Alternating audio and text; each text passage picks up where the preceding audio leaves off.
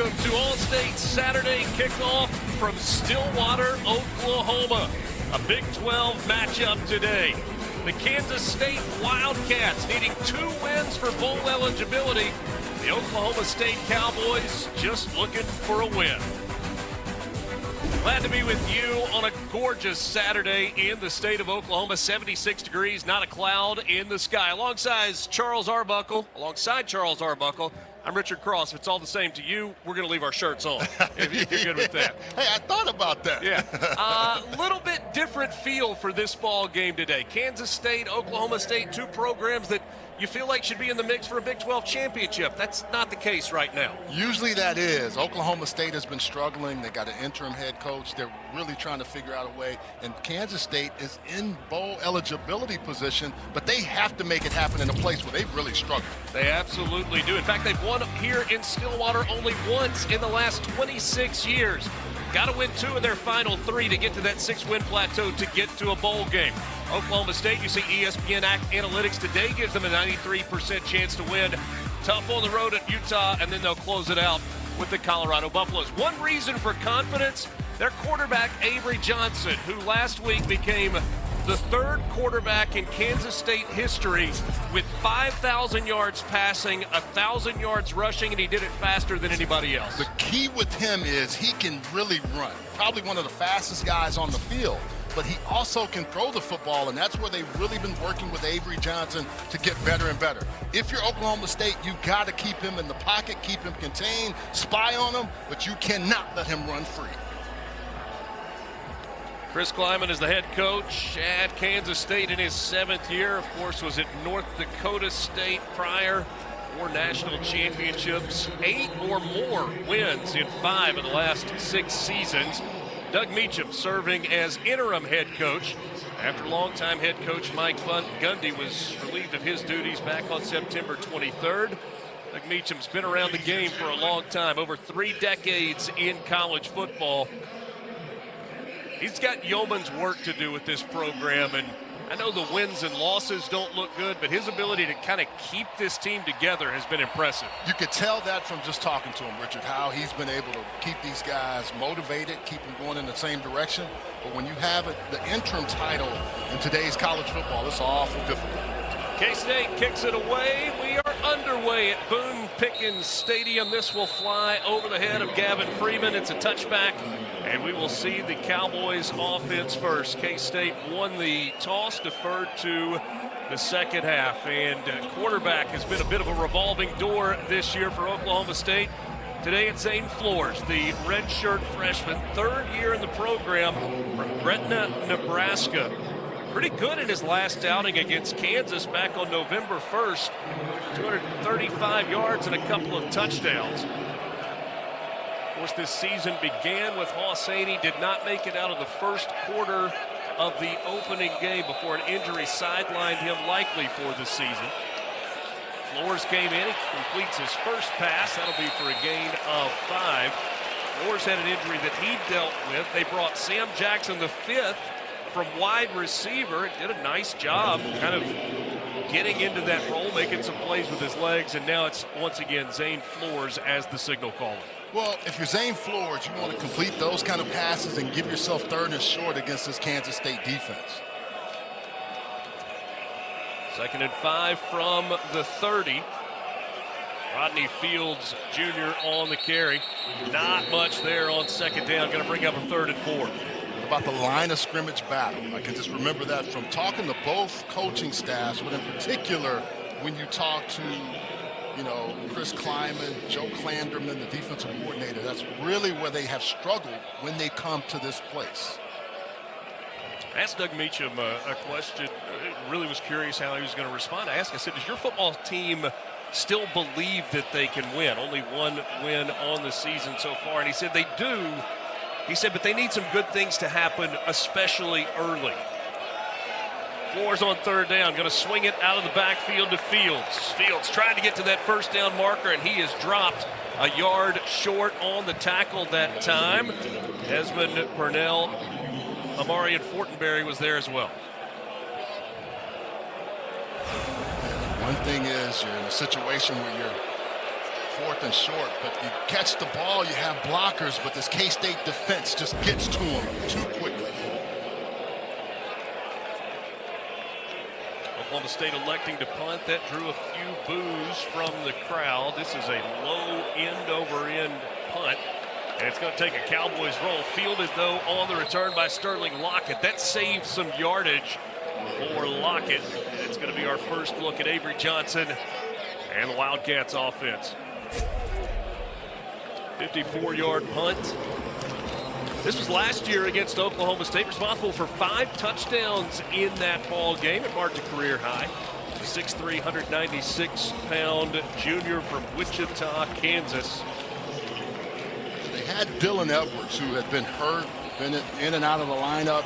He decided to transfer out. So they're looking for productivity from Joe Jackson and the other running backs for this Kansas State team.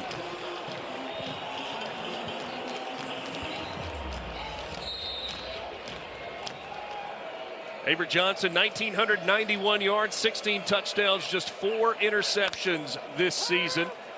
Kansas State will start things in the air. It's a short gain to Joe Jackson. Yard, maybe 2 on first down for the Wildcats. Kansas State coming in 4-5 on the year. But the story of the season for K-State has been close losses. Outside of the loss that they had to Texas Tech, which was by 3 scores, it's been all 1-score setbacks this year. They have been close, but now they feel like they got to get things done. To the air, and that is way behind the intended receiver. Johnson and Jace Brown not on the same page on that slant. There was some room there. Yeah, it looked like it took a little too long on the handoff from Avery. And Jace Brown was coming. He was open, but he was way too far inside. Give yourself a 3rd and long against a defense that hasn't played particularly well on 3rd down. They've given up 48%, 130th in the FBS.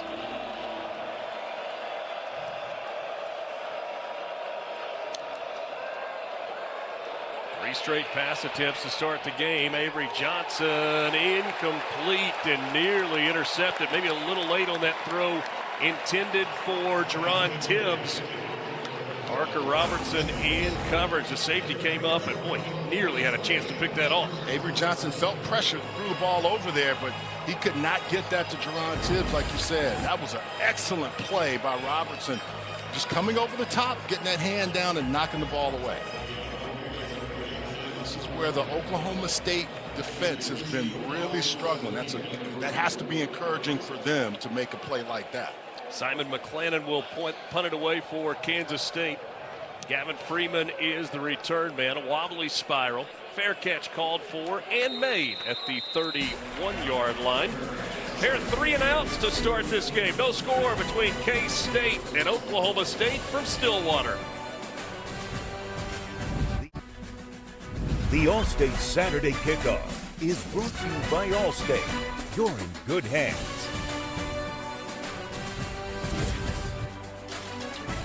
Mid-70s in mid-November. It's not always like this in Stillwater this time of year. We're thankful for it today.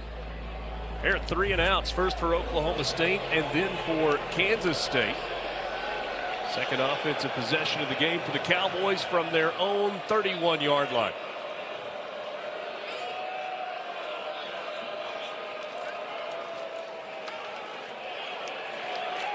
Off, and that's lost yardage on first down. And Sam Jackson is the motion man. Yeah, their defense just coming down, doing a really nice job on the edge right there. Obi Izor, excuse me, was coming down and just did a nice job of pinning and then getting over and making a nice tackle. Sophomore out of Eden Prairie, Minnesota, Obi Izor. 18th tackle of the season. That's Brousseau, the tight end, who was split out wide as the motion man. Flores looking to dump it off. He throws it late. And that'll pick up a couple of yards. Going to bring up 3rd down and long as Sam Jackson is able to haul it in. I love about K-State's defense is that one guy replaces. So the end gets blocked in. They got another guy coming, and then they have one for coverage. There was nowhere really for that play to go.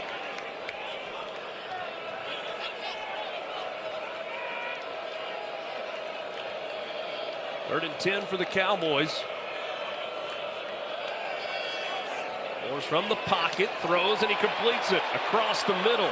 That's Gavin Freeman trying to get to the line to gain. He picks up enough for the first down. That'll move the chains and keep the drive alive after a gain of 13. He's been playing pretty well here lately, and Freeman with a nice job after the catch. Catches the ball, has one guy, makes him miss, makes another miss. Really doing a nice job. A former walk-on when he was at Oklahoma, transferred here, and has done a nice job here over the last few weeks. Had 7 catches, 78 yards, and a touchdown last week. That was in the loss to Kansas. Freeman leads this team in receptions, yards, and touchdowns. This time it's Flores keeping it, getting to the outside, and he's got a ton of green in front of him. To the 30, and he runs out of bounds there and avoids the contact. A gain of 25 for Zane Flores. Does he think he's Sam Jackson, the 5th? I mean, he was really rolling. They don't expect this, but look, counter and use the quarterback. He gets outside, and once that defender misses, there's no one out there for him. That's not what Flores is known to do, but he showed some real good ability to get outside on that play. Zane Flores had a nose for the end zone in high school, 3 years removed now, but he had 29 rushing touchdowns in 3 years as a starter at Gretna High in Nebraska. Threw for 9,000 yards as a high school quarterback. He dumps this one off incomplete. Trying to get it to his tight end, Grayson Brousseau. Just as well that was incomplete, would have been a loss. Well, and talking to the defensive staff for Kansas State, they were just concerned with what they would see from Oklahoma State. Would it be tempo? Would it be some of those things? Would it be, different personnel groupings? And already you can see a couple of big plays. Their main thing was limit explosives. We've already seen one by Zane Flores. Rodney Fields, the running back, off the right hip of Flores. Kansas State bring pressure a couple of times. They'll get rid of it quickly here. Pass is complete to Gavin Freeman.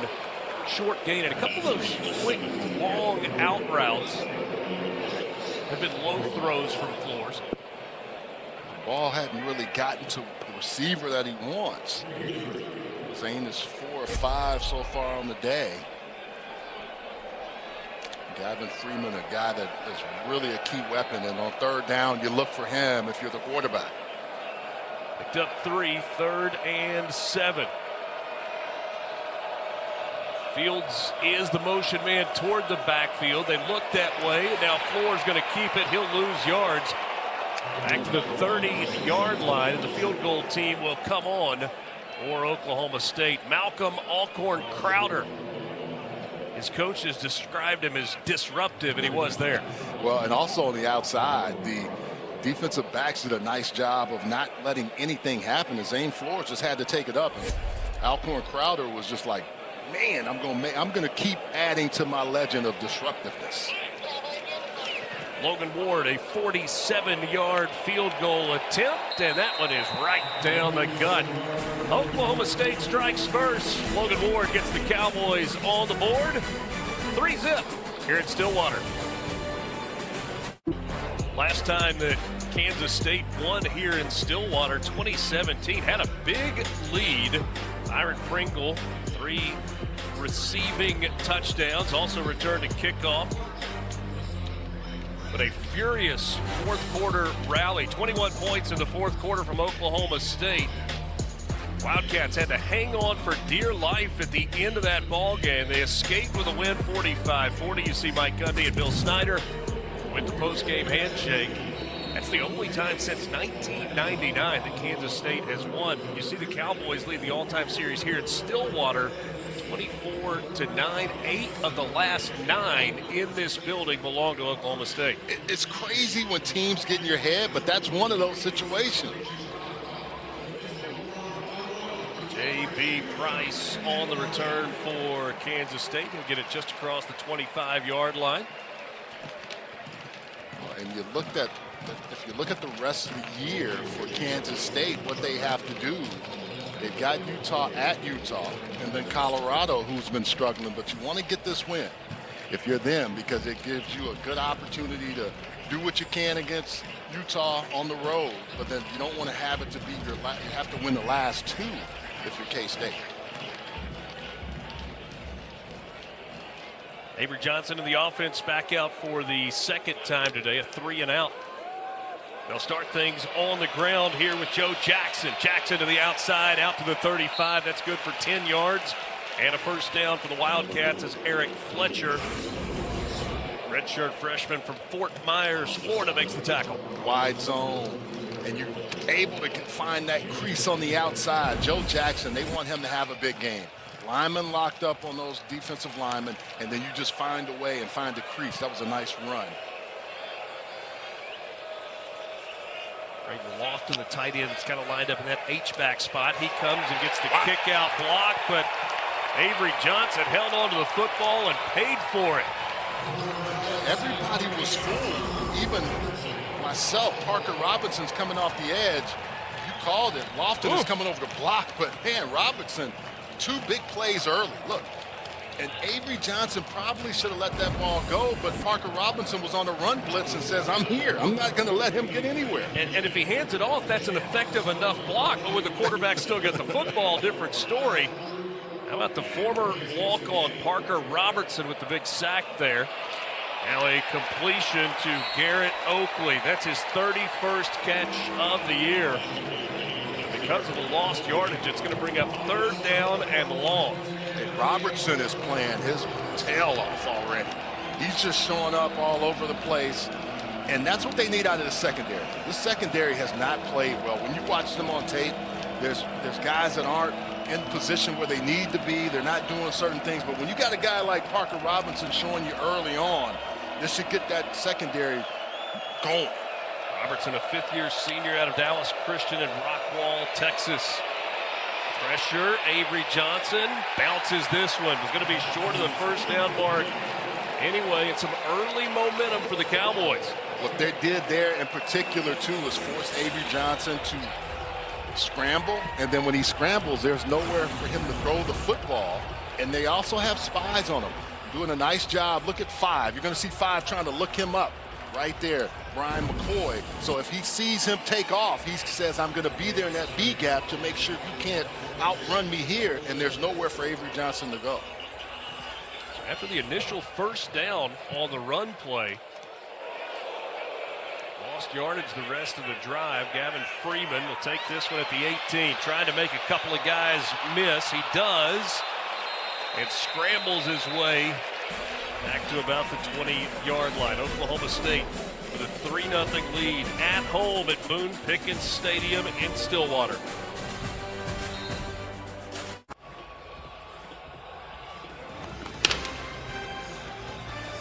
Coming up next on ABC and the all-new ESPN app, it's number 4 Alabama hosting 11th-ranked Oklahoma. And then tonight at 7:30 Eastern, Arch Manning and number 10 Texas square off against Gunnar Stockton and the 5th-ranked Georgia Bulldogs. Big day of football with the SEC on ABC. Sanford Stadium in Athens, Georgia has not always had the reputation for being the most difficult place to play. It can be. Tonight it will be between the hedges at night. Flores looking to take a shot down the middle of the field, and he overthrows his intended receiver, Cam Abshire. Abshire was open, had a little bit of space there. In that Kansas loss, Flores was 22 of 28, 78.6%, 2 touchdowns, no interceptions. Probably one of his better games on tape. Didn't get the win, but they felt like there were some things they could have done better as a team to even help him more.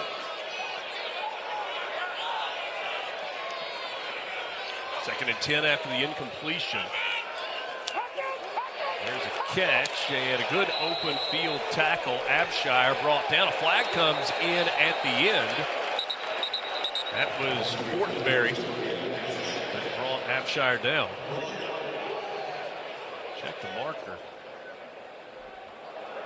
Big 12 officiating crew. Kevin Boitman is our referee today. I didn't see which official threw that flag, but they got their money's worth. That was one of the ones. There is no foul for targeting on the play. Brings up third down. It came, didn't it? I mean, if This is what they were looking at the end. So The previous play is under review for potential targeting. They don't call targeting on the field, but the replay officials are going to take a look at this one. Wesley Fair, number 18, coming in late after Fortenberry already has him down. Fair, the sophomore from Wichita, Kansas. So looking for the indicator. Fair goes in, drops his head. I don't think you've got Brown there. And the hard part is Abshard's going down. You're just making a play on him. You hit him almost in his back. Yeah, Think targeting there?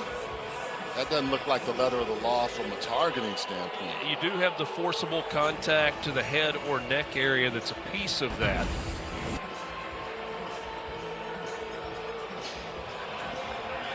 Kind of gotten out of the business of guessing which way these are going to go, one way or the other.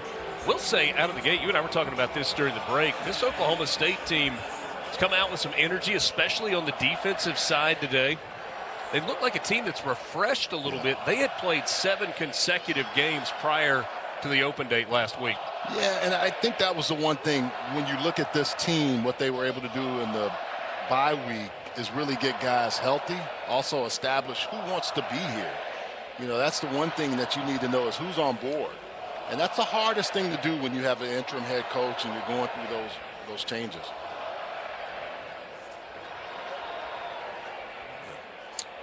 So here's Kevin Boykman, After our further referee. review, the ruling in the field of no targeting is upheld.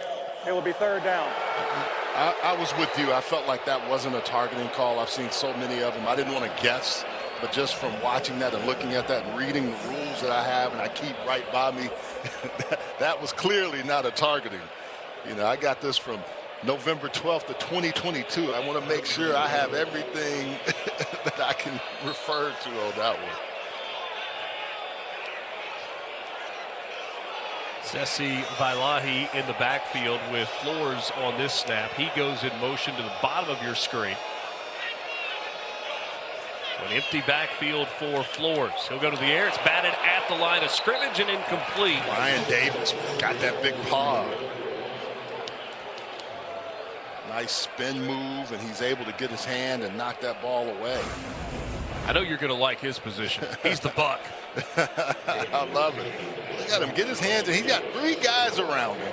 And Ryan Davis had a nice spin move. He was injured earlier this year, playing a lot better. Look at that, 52 getting that hand up.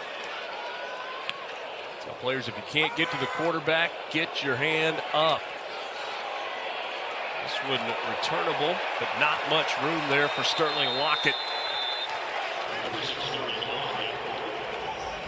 Kick off your Week 11 NFL Sunday at 10 Eastern tomorrow morning with the Countdown Crew on ESPN and all the all-new ESPN app. They'll have all the early breaking stories, injury updates, and previews of each game right up until kickoff. 3-0 our score here in Stillwater, Oklahoma State. A field goal from Logan Ward, the difference right now. Avery Johnson and the Kansas State offense have been held in check so far. Just 1 first down. With 3 and out on their first drive, picked up the first down on first down in their second possession, and then couldn't get much after that, and there's nothing there for Avery Johnson. Brandon Rawls was the first one there. That's actually not Avery Johnson in the game at quarterback right now. That's Blake Barnett, the redshirt freshman from Erie, Colorado. They're using a dual quarterback setup. Interesting. So lined up behind center is Blake Barnett. That's Avery Johnson off to his right. Barnett's going to keep it and get out across the 30. Yet Avery Johnson kind of leaking out to the right, perhaps setting up that double pass opportunity. Yeah, they got a little package for him. You'll see that sometime. I also have to say much kudos to Clint Bowen, former offensive analyst, has been a former DC, but he's taking over the defensive coordinator position, and he has done a really nice job of simplifying this defense, allowing those guys to play fast and free. Said they're thinking less and just going and making plays. An empty set for Avery Johnson on 3rd and long. Wildcats 0 for 2 so far today on 3rd down. Timeout taken by Kansas State before the snap. The play clock winding down. Timeout, Kansas State. Their first of the half. It will be 30 seconds. Not much success so far offensively for Kansas State. Is there anything in particular that you've seen early? Well, I would say Parker Robinson has been all over. He's been on the line. He's been back. He's done a nice job. But this defensive front also has not allowed Avery Johnson to just run free. We've seen where he can get a big home run. They've managed that. And then they've also put him in 3rd and long situations, which is tough for any defense. And I think this is the one thing when we were talking to the coaching staff, they wanted to see how their back end was going to play Oklahoma State. They felt like their front 7 was playing pretty well. But the back end today, Richard, looks like they're in man position. They're doing the things they need to do. And I think that's the reason why Avery Johnson has struggled so far in this game.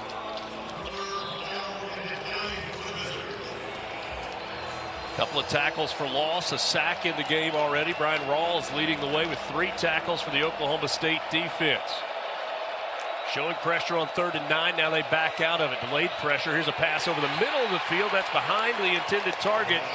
Garrett Oakley, who does have a catch today. He's on the Mackey watch list, but that throw behind him, and they force another Kansas State punt.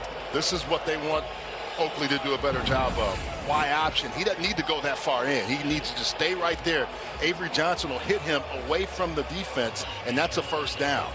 So they're just not on the same page. You can just tell Avery Johnson was a little frustrated after that one. But in talking to the staff, they really want to see Oakley get even better. As many catches as he has chances to get more. Flag on this play as well. This ball hits and it rolls. And Kansas State going to down it right at the 15-yard line. We'll check the penalty marker back at the line of scrimmage. As it stands, a 53-yard punt with no return. That's a couple of 50-plus yard punts today for McClendon. Outside, number 14 on the defense.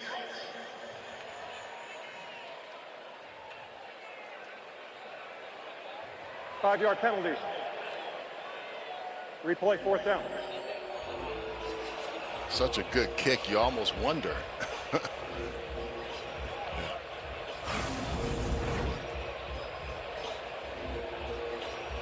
Got guys that are offside, and right there, just too early. But Landon Cleveland, who got into the neutral zone, and because of that punt all the way down to the 16-yard line, Doug Meacham elects to make Kansas State punt this one again. Kansas State is elected to decline the penalty to be 1st down. Beg your pardon. Flip that around. It was offsides on Oklahoma State, and Chris Kleiman says, no, we're not going to punt it again. We'll go to the 15-yard line. Let's take a look around the CFP landscape as we count down to the CFP National Championship, brought to you by AT&T. Conferences and their chance to get multiple teams in. The SEC, 2 or more, 3 or more, yeah, probably going to happen. Likely for the Big Ten as well, less so for the Big 12 and the ACC. Heard people talking about that potential doomsday scenario for the ACC. Now there's a late flag here. Came way in the defensive backfield. Personal foul, face mask, number 29, defense. 15-yard penalty, 1st down. Nigel Thomas called for the face mask, and so that'll get Oklahoma State out of a hole. Starting to see some frustration from Kansas State, a team that scores 33.3 points per game in conference play. Struggling so far, and their defense has played pretty well, but they're going to have to against this Oklahoma State offense, which is starting to get some encouragement and confidence.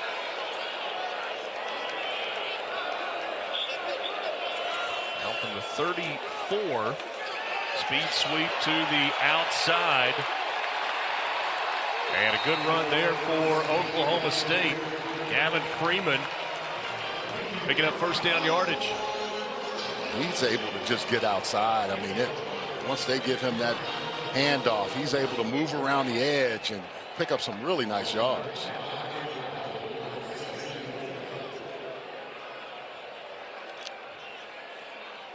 Got a Kansas State defense that wants to limit explosive plays and third down percentages, but this Oklahoma State team is just attacking them.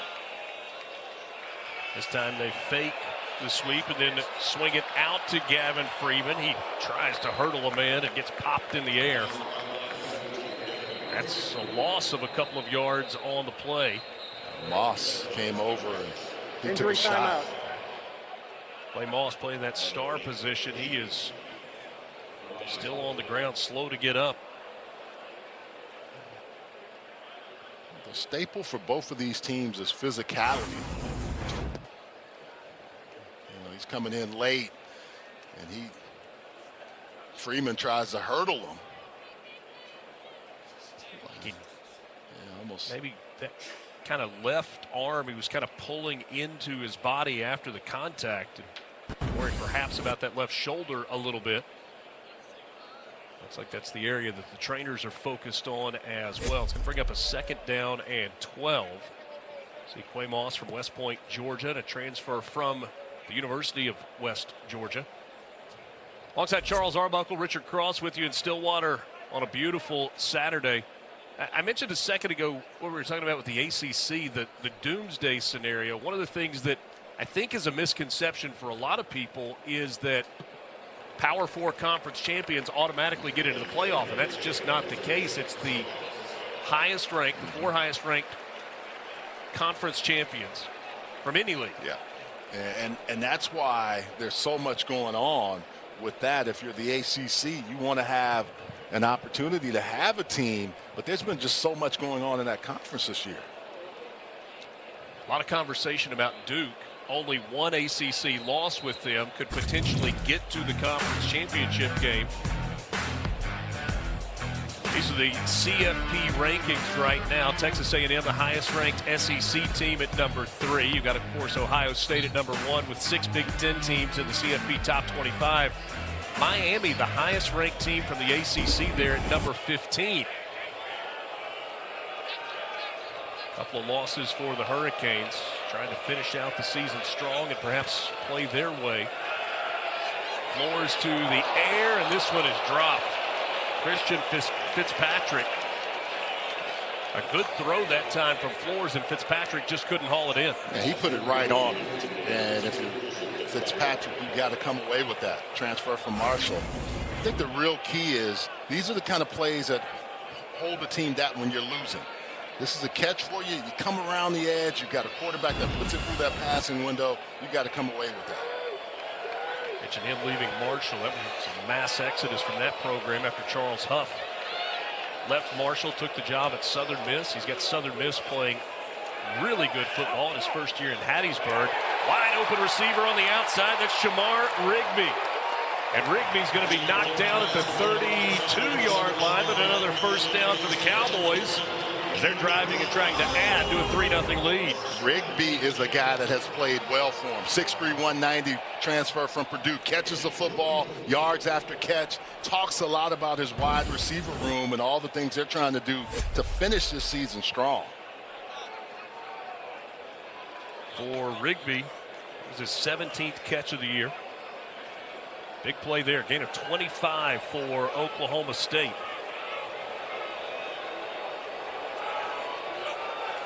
Flores with an empty backfield, throws this one backwards, looking for the double pass. They come back to Flores, and that's covered well. Kansas State stayed at home. Jordan Allen with the tackle. The first man there was Travis Bates. Bates did a nice job of staying home. You know the ball's going to come back. You see something fishy. All those people in position. Watch 39. He doesn't make the tackle, but he's the first one there to ensure that Jordan Allen can clean up the trash.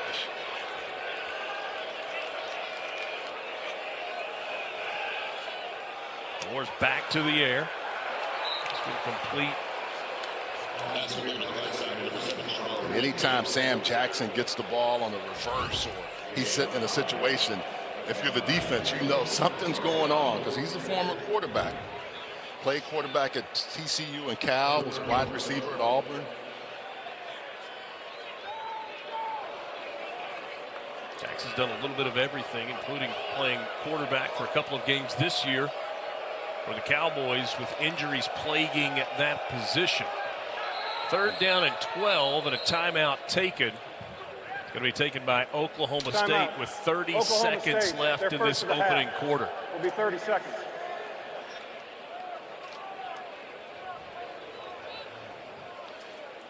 Got a team in Kansas State trying to get bowl eligibility, but man, this Oklahoma State team says, look, I don't care what you got. We're out here to play.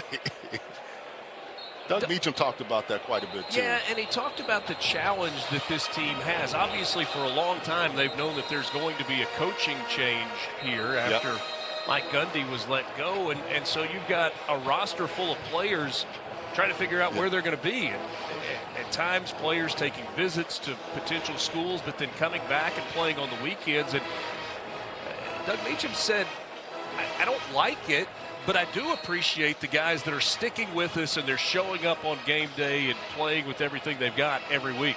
It's a new college football. And it is. I think he said, look, we just got to accept what it is and have guys ready to play when they get here. 3rd and 12 on the ground. Down inside the 30. That's Vailahi on the carry.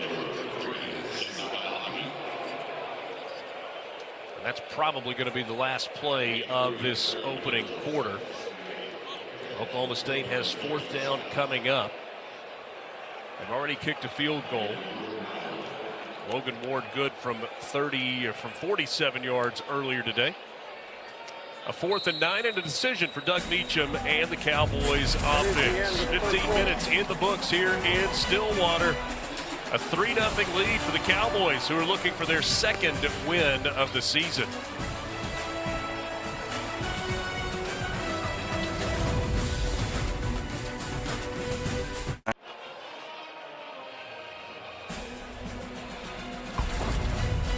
You're watching the Big 12 Conference on ESPN. Gorgeous Saturday in Stillwater, Oklahoma. Logan Ward on to try a 47-yard field goal for the 2nd time today. And so early in the first quarter gave the Cowboys a 3-0 lead. This from the middle of the field, and that is center cut. Right down the gut, and it's 6-0. Logan Ward with his 2nd field goal make of the day. This offense has done what it can do, getting them in position, being able to kick 2 field goals. So for Kansas State, good news, bad news, right? The bad news is you really haven't done anything offensively. The good news is you've held Oklahoma State to a pair of field goals. We're thinking the same thing. I think if you're Kansas State, that's what you tell your team. You now figure out how to get this thing going. Chris Klieman said it best. One of the last things he said, we have to win the line of scrimmage. Right now, that's not happening. So that goes to show you what can your O-line do and what can your D-line do and getting Avery Johnson back on track. Worth noting for the Oklahoma State defense, held an opponent scoreless in the first quarter for the first time this season. You know, it was just interesting talking to all of their staff, in particular Doug Meacham, about how that 7th game stretch, it's like they saw no light at the end of the tunnel. And when we talked to Kansas State, they're having 3 byes this year because of that early season game against Iowa State and how that's impacted Iowa State and them at this point in the season. Bryce Nordberg will field this one, returnable from the 5-yard line. He's got good speed in the open field, but there's not much room, and he's knocked down short of the 25. Fair catch would have taken it out to the 25, so now Kansas State's offense seeing if in the 2nd quarter they can get a little something going. K-State doesn't want to see that drive chart. I mean, 2 yards, 7 yards, 1 yard. That's 10 yards in 3 drives. That's not good. Yeah, hey, my UCLA math even knows that ain't good. Avery Johnson, the junior quarterback, played sparingly as a freshman, but ended up being the MVP of the Pop-Tarts Bowl. In fact, he is the 2-time MVP of the Pop-Tarts Bowl. That pass incomplete.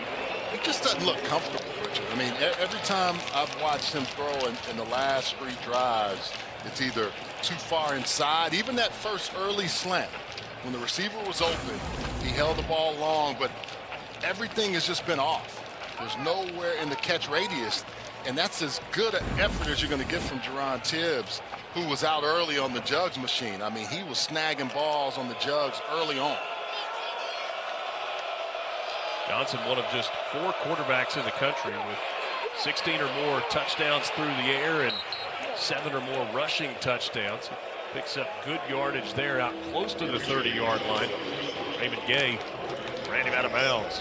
That speed, anytime you can get him one-on-one and get him outside, Raymond Gay tries to cut that angle, but he's still able to pick up 7 yards. And that's a little different look from Avery Johnson, because more times than not, when you see him take off, it's more up the middle on a straight line. I think they made that adjustment, though, because Oklahoma State had been taking those away, and they're trying to get him out on the edge. Bunch set tight to the line. Quick pass. That's a first down and more for Jace Brown. Brown all the way out to the 45-yard line. Gain of 18 on the play. And a nice, easy throw and catch by those two. Remember how we were talking about he wasn't really on point? This is on point. And then you give it to a guy that's got this ability. Boom, I'm by you. Okay, I know you're there. I got you. Oh, Parker, you're going to come over, hit me late, man. I'm going to get you next time. First 3rd down conversion and the biggest gain of the day for Kansas State on that play. Now a handoff to Antonio Martin and a burst up the middle. And it looks like they have now said we're going to run a little bit of this tempo and get after this defensive line and attack. Antonio Martin, a really nice carry there. Only 6 on the year, but a 10-yard run. And he has 19 yards on the season. Leave him in the game. Give it to him again. Matt Wells is the offensive coordinator and quarterbacks coach for Kansas State.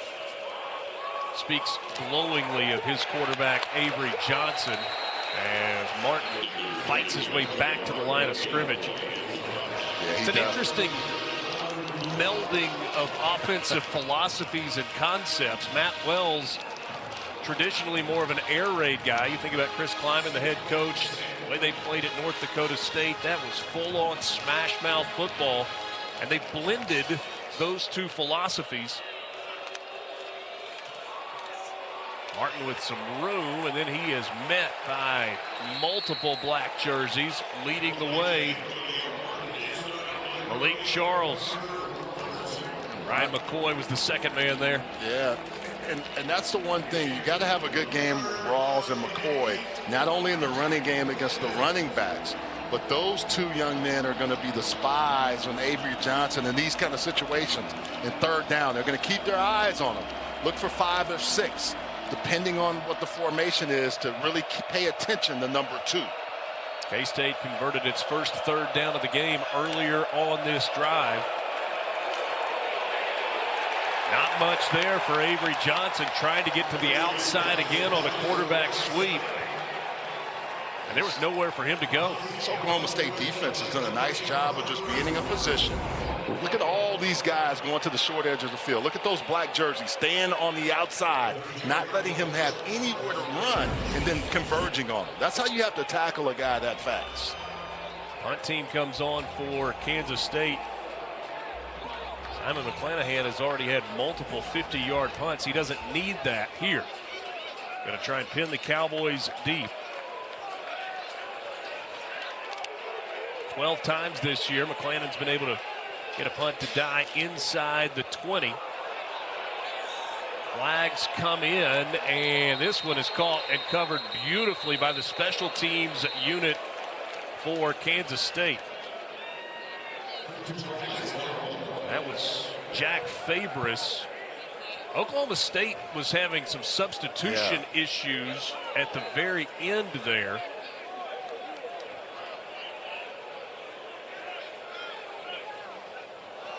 A lot going on that play. Looked like they only had 10 on the field and then ran one on late. Yeah.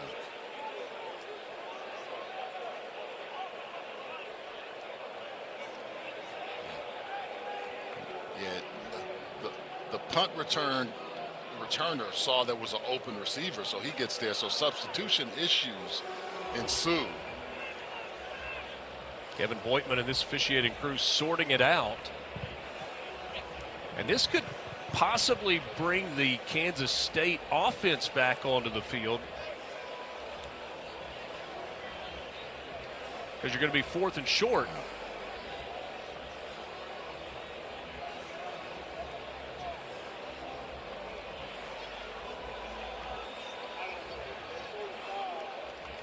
Here we go. There were 2 fouls, both against the defense. Illegal substitution, 12 players in the field. That penalty is declined. Running into the kicker on the defense, 5-yard penalty, replay 4th down. Yeah, there's a lot going on, but you're going to see this open player down here, and there's no one covering him. And then you also see a player coming on late, and the punt returner running down to go cover. So there was a lot of stuff happening, and then running into the punter. You know, one of those that you shouldn't do. The punter's going to always fall. He's going to always play Hollywood on you, but there's no way you should run into the punter on that particular play. So here it is, the Kansas State offense back on the field after the 5-yard penalty from the 37-yard line. 38-yard line, rather. Got to take it across the 30. So 4th down and a long 3 for Kansas State.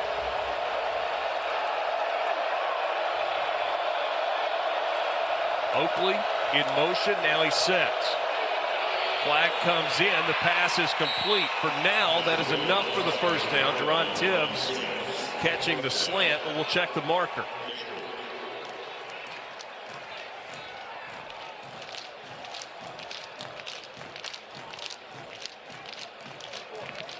Illegal formation, 5 players in the backfield. Number 74 was too far off the line.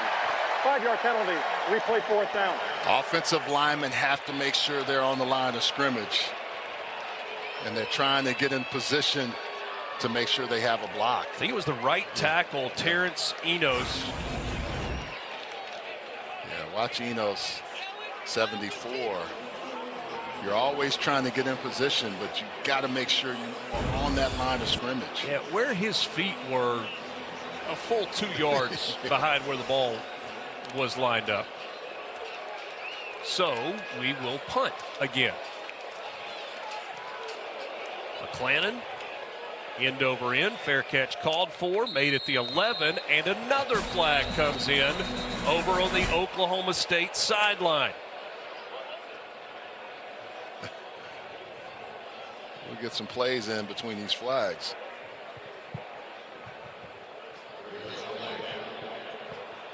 It's like Oprah right now. You get a flag, you get a flag, you get a flag. Everybody gets a flag. During the kick, holding. Number 13 on the return kick. Half the distance to the goal line from the end of the kick. 1st down. 10:39 left in this 2nd quarter. It's a 6-0 lead for Oklahoma State. Wildcats will start from deep in their own territory when we come back.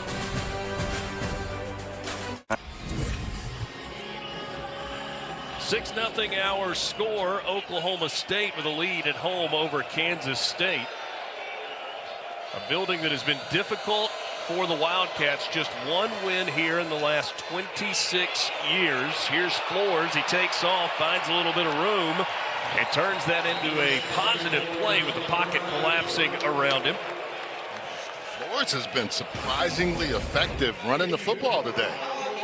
Man, Picked up 11 there. Yeah, I mean, he sees that he doesn't have anybody there. He knows his man. He's got blockers up front. And he's being decisive. And when you do that as a runner, you give yourself a chance. You saw Asa Newsome there, kind of got his hands around his ankles, but couldn't bring Flores down.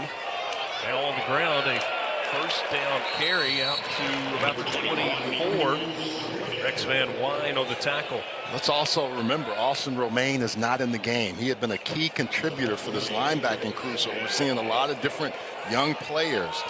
Desmond Purnell is one of their key guys, but you just call Rex Van Wine, Asa Newsom, Gabe Powers. You're seeing a lot of different players play in place of Austin Romaine. Romaine, the junior from Hillsboro, Missouri. He was averaging 7 tackles a game, on the watch list for the Nagurski, the Butkus, and the Bednarik Award.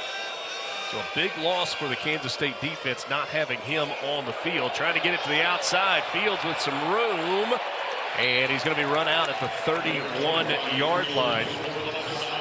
Well, you show one way and go the other. There's Romaine there. I know he wants to be in the game. He's going to be coaching, like you said, Richard, 7 tackles a game. He was really starting to come on the last few weeks as well. Playing with the club and just still being disruptive. Had an interception last week before they decided to put him on the shelf for the season. Ilahi back into the game at running back. He releases out of the backfield, and Flores has his arm hit, and it's intercepted. Zayshawn Rich with the interception. Flores was looking to take a deep shot there, had his arm hit, and the ball just fluttered up into the middle of the field. Ryan Davis coming off the edge gets to him, so 25 Rich better go thank Ryan Davis. Davis is able to get there and just disrupt Zane Flores. And that's something that this Kansas State defense has done so well. They forced only 3 turnovers in the first 3 games of the year. That's number 17 in the last 7 games. They are plus 20 in takeaways for the season.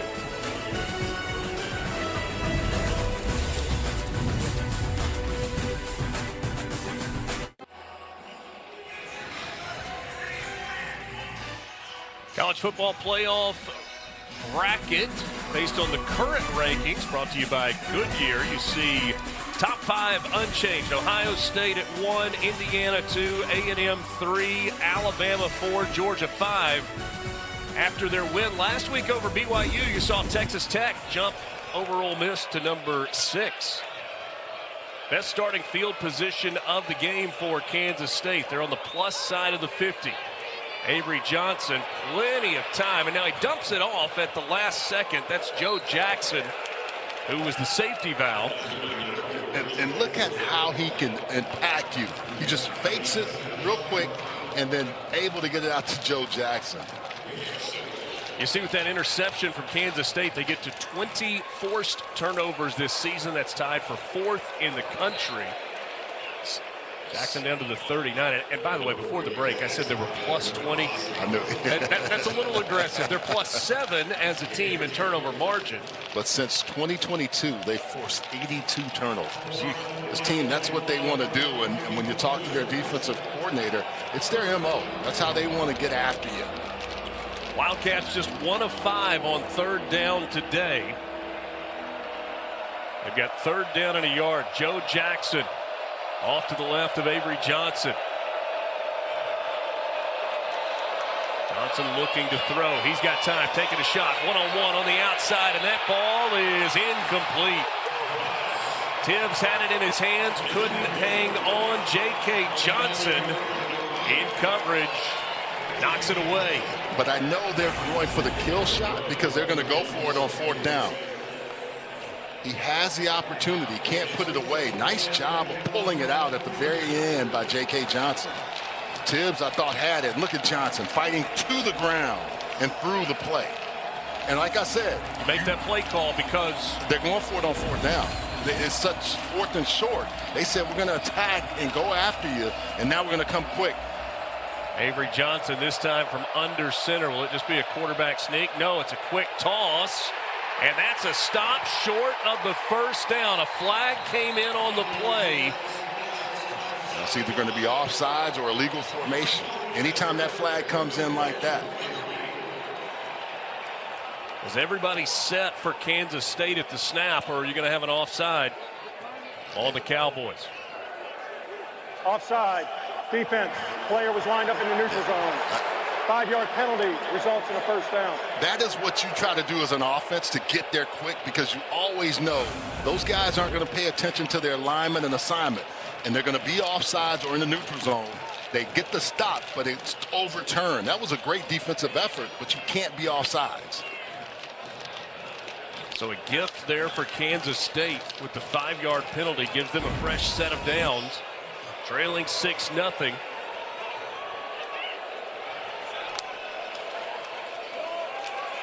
Avery Johnson pulls it, throws the slant. Jace Brown into the end zone. Touchdown, K-State. Richard, you have a chance to get a first down. You don't get it. You extend it, and as soon as you come back, you strike. Jace Brown with a nice catch and run. Avery Johnson starting to look like he's getting that rhythm. I mean, he's going to hit him on this slant. When you've got that, what you're going to have is when you fake that ball, it brings everybody down. And Jace Brown, if he catches it, he's going to score. 5th touchdown catch of the year for Jace Brown. Extra point from Luis Rodriguez. He's a perfect 32 for 32 this season. Whistle before the snap. We'll go back to the touchdown one more time, and Jace Brown running a pretty simple slant.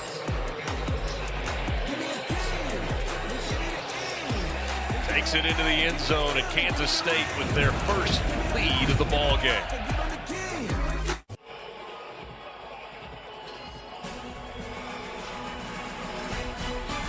Avery Johnson with a touchdown pass to Jace Brown. 17th touchdown toss of the year for Johnson. 5th reception, scoring reception for Jace Brown. And we've got a new game with Kansas State now in front, 7-6. A couple of first quarter field goals. One in the first quarter, one on the first play of the second quarter for Oklahoma State. Charles, let's go back to the touchdown. Yeah, you've got 2 defenders, and you also have a guy that's really good and effective on this play fake. Watch Avery Johnson. When he pulls it right there, you're going to see that middle defender come, and then Jace Brown is going to get right behind him. That vacates that area, and look, right there, the throw is, and he's too far up. He can't come back, but Avery Johnson knows, I've got you. And that's the beauty of that, because he can see him. Play action pass used to be you would turn your back and you couldn't see the defender. Now with the way we do RPO and zone read, you see those guys and you know where the area is. Rodney Fields in the backfield with Zane Flores. Hand off to Fields, and he's going to burst up the middle. Good first down run. That'll be a gain of 9. He's starting to get healthy, too. That was the one thing they said about Rodney Fields. Being able to be healthy in this offense and helping Zane Flores in this offense be productive. He's averaging better than 5 yards per carry, but only 1 rushing touchdown this season for Rodney Fields Jr.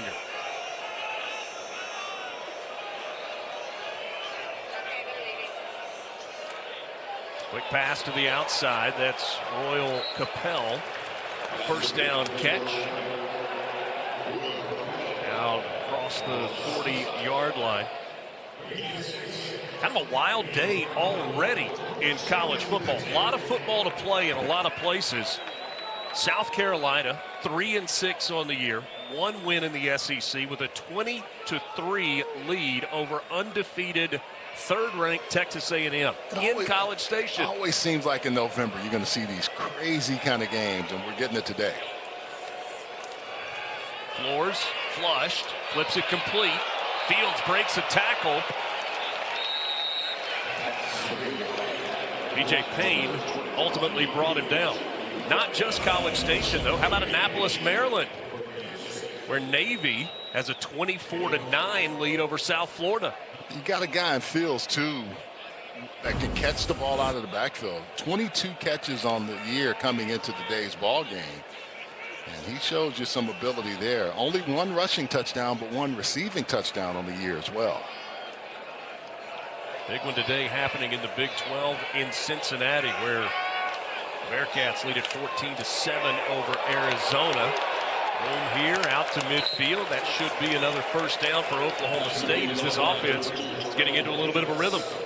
I like what they did with Grayson Brusso. Take him outside, he becomes a blocker, and they just give a convoy effect. Terrell Davis We've got a lot of early games and even some games tonight. Trent Howland in the backfield. First down from midfield for Oklahoma State. A couple of field goals so far for the Cowboys. This is Fields in another big hole.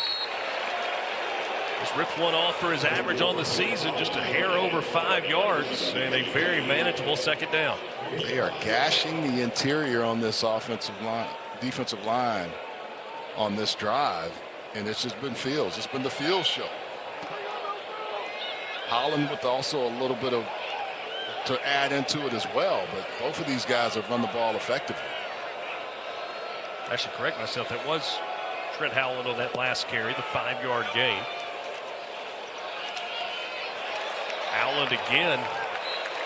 He's close to the first down marker. Gunnar Maldonado with the tackle, the free safety coming up and making the stop. I didn't think he was going to get many yards because he had his offensive lineman on that counter coming out in front of him, but he got there and just squirted through. Here, line of scrimmage game, this defensive line has to figure out, and if you're Oklahoma State, you just keep leaning on those guys, making sure you give ample time to the running back or the quarterback. Third down and a yard.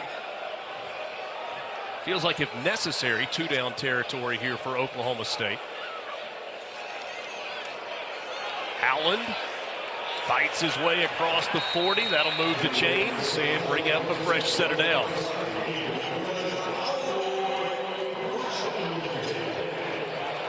And I think Doug Meacham talked about it too, being an air raid guy. A lot of people think air raid means you just want to throw the ball all over the yard. But he's always had that propensity to want to run the football effectively to set up everything.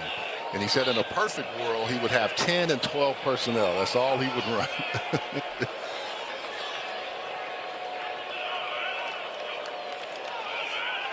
Flores flips it out. Safety valve incomplete. Yeah. Trying to get that one to Fields. Good pressure up the middle that time for Kansas State. Kansas State said, okay, enough of this. We've seen you kind of march down the field on us, and we're going to start dialing up a little bit. Flores could never get comfortable in that position. 10 first half first downs for Oklahoma State. They are doubling up the Wildcats. But they have to put points on the board, and I think they know that, and K-State knows it as well. 2nd and 10. Back to the ground. And not much there this time for Fields.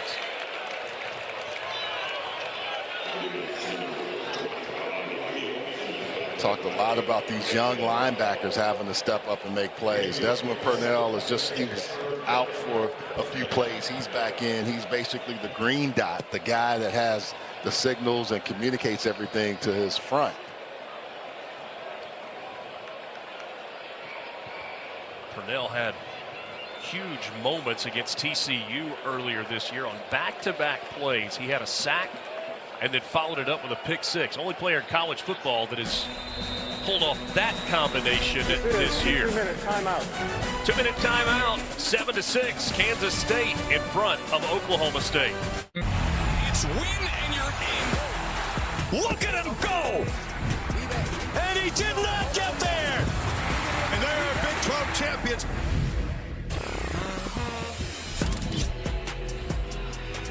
December 6th, just a few weeks from now, champion will be crowned in the Big 12. Now, was that a race or was that bumper car? I was trying to figure it out myself. 3rd down and a 9 here. 3rd and 9 for Oklahoma State. In the air, and it's incomplete. Pass was off the mark. Intended that time for Terrell Davis, and Davis had a step on the defender. And now you look at it in this situation, you're a little too far for the field goal, it looks like. Maybe they trust Logan here. He did say he could. All at the 37. Make this about a 55-yard field goal try. Wind at his back. The long this season for Logan is 49. It's not as windy as it can be in this building also. trying to put Oklahoma State back in front. Officially a 54-yard attempt, and it is short. No good. Didn't quite have the leg from 54. Surprised Kansas State didn't put somebody back as a returner, because that was a little bit long for him. You know, they said 35-yard line when we talked to him. I guess they went a little bit longer because it's not as windy today. Yeah, he gets it down, kicks up, just not enough. And now you give K-State a short field. He's probably made that, but look how close. It's like my golf swing. I'm thinking I'm getting there, and it's all in the sand, and I'm thinking I hit the green. Kansas State, 2 timeouts remaining. Plenty of time. You see the numbers for Avery Johnson. He's got the touchdown pass to Jace Brown. Wildcats trying to give themselves a little bit of breathing room with a 2-minute drill before the half. Avery Johnson keeps it and might have gotten a yard there. Gets out of bounds, which will stop the clock with 1:45 until the half. How many times this week have guys heard, don't let 2 get outside? Don't let number 2 get outside. You can see the last couple of drives, they've done a lot better than the first 3 drives. But it's been because of some of the things they've been able to do with the running game and also Avery Johnson. They needed to be better than 10 plays for 10 yards on 3 drives. Joe Jackson tries to bounce it to the outside, and a good open field tackle. Parker Robertson, just call his name all day. I mean, he's going to end up with 11 or 12 the way he's playing right now. He's flying to the football. He's got 6 total tackles, 1 TFL, 1 breakup. Parker Robertson had no offers out of high school. Walked on here at Oklahoma State, and he has been a star in the first half today. 3rd and 8. Clock running, closing in on a minute left in this opening half.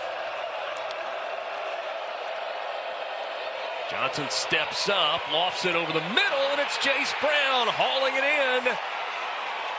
That draws a roar from the Kansas State contingent in purple across the way. Jace Brown is a little shaken up, but man, that was a nice strike by Avery Johnson. Stepped up in the pocket, didn't panic, and just got it to his receiver. Gain of 30 on the pass play. He averages 16.6 yards per catch. He's got a couple today well over that mark. Quick pass.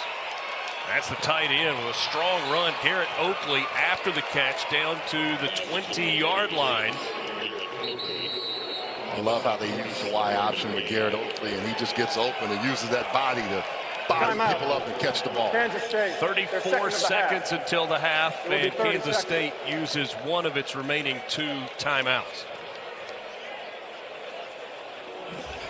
You got an Avery Johnson who seems to be getting more and more comfortable. And this to how he steps up, sees his receiver, goes to him. Nice grab by Jace Brown. And then you're going to see the big tight end, Garrett Oakley, just finding that open area. And Y option, you don't want to run into things. You want to see the quarterback, and he can see you, and he gets that ball right to him. You perked up on our visit with Kansas State coaches the other day when you started talking about Y option. You loved that as a former tight end. Yeah, I made my living on it. I mean, you know, Troy Aikman and I for 2 years, we were simpatico because I knew where to go and where he was going to put the ball. And if you get that comfortable with your quarterback like Avery Johnson is with Garrett Oakley, you're always going to be open, no matter what the defense does. You ask about Matt Wells about Garrett Oakley's progression and continuing to get better. That's where he said more awareness, more precision with that particular route. Avery Johnson, a wheel route toward the end zone, and it's incomplete. Because as many options as you have on that, you have to be accurate, and your quarterback needs to know where you're going to be. And that's really the key in any kind of Y option, Z option. That's whoever's the option guy, you can get open. But if your quarterback doesn't feel what you're going to do, it makes it a tough situation for you. Clock stopped on the incomplete pass with 30 seconds until the half. Kansas State looking for a touchdown. Leading 7-6, trying to make it consecutive drives with touchdowns. One-on-one on the outside to the end zone, incomplete. Went to Tibbs again, trying to pick on Kenneth Harris, and so far, Kenneth Harris has been up to the task. That was the same exact play. They tried it again. Kenneth Harris, 23, is just there with them. Throws the ball, gives him a chance, but pretty good accuracy on that throw from Avery Johnson. That was. The first one was a little off, but that second one, he said, okay, I'm going to just drop this in the bucket.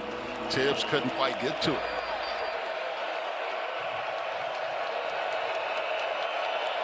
Jackson in the backfield with Avery Johnson. He throws underneath, and it's intercepted.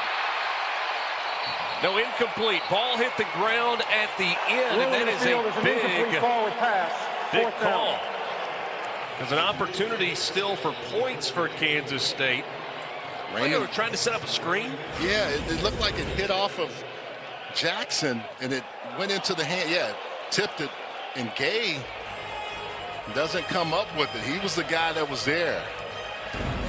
I think Avery threw that just too quickly for Joe Jackson. Jackson has to do a better job of getting in position for it, but he tried to catch it with one hand, and the ball takes off. They're fortunate that they don't give that up. An interception. Timeout. Gift Kansas wrap State. there They'll last for the for half. It'll be a full Raymond Gay timeout. the second. Just had it kind of slide through his arms and hit the ground. It's going to give Kansas State the opportunity to kick a field goal. Here's our Week 11 Monday Night Football matchup. It's Dak Prescott, CeeDee Lamb of the Cowboys taking on Geno Smith, Ashton Jeanty, and the Las Vegas Raiders. It's 8 Eastern on ABC, ESPN, ESPN Deportes, and the all-new ESPN app. Peyton and Eli on ESPN2. Coverage kicks off with NFL Live at 3 Eastern in Las Vegas. Then it's SVP and the Monday Night Countdown crew starting at 6 Eastern.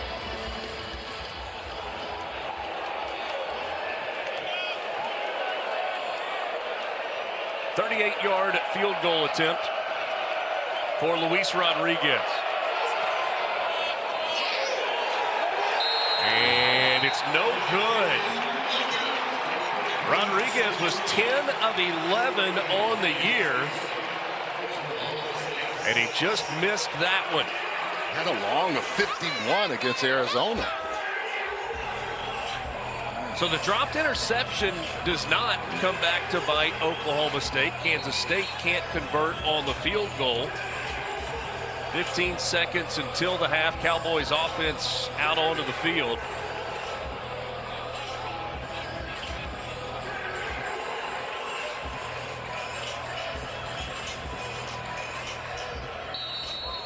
Kansas State will get the ball to start the second half. They won the toss and deferred.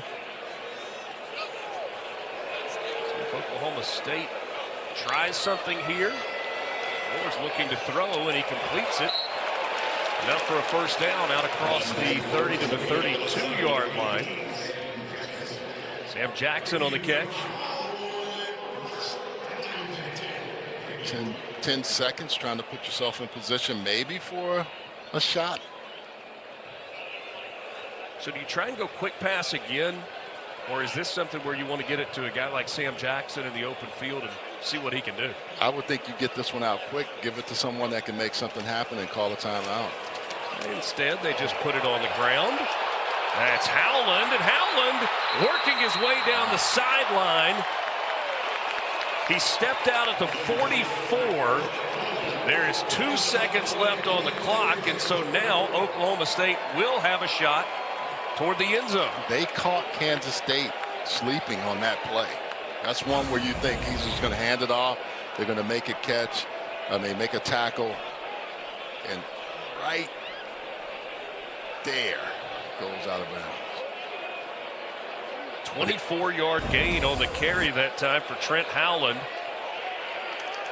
Now Flores. Kansas State going to try and put some pressure on him. Flores steps up, floats one toward the end zone, does not have a receiver there, and that's an interception to end the half. BJ Payne with his first interception of the year. Kansas State has forced multiple turnovers in each of the last 7 games. That's the longest active streak in FBS. 7-6 our halftime score. Yeah, I mean, I think the key is really Kansas State has finally found some offense, but Oklahoma State has really played well. Stillwater, Oklahoma, a beautiful Saturday for this Big 12 matchup. Kansas State trying to get to bowl eligibility. They need 2 wins to do it. They lead by a point at the break.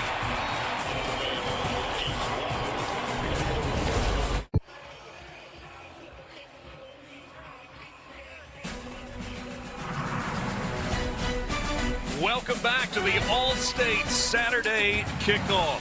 Boone Pickens Stadium in Stillwater, Oklahoma, where Kansas State leads by just a point, 7-6 at the half here at Boone Pickens Stadium. A really cool moment at halftime here at Boone Pickens Stadium. Justin Blackmon, one of the all-time greats at Oklahoma State.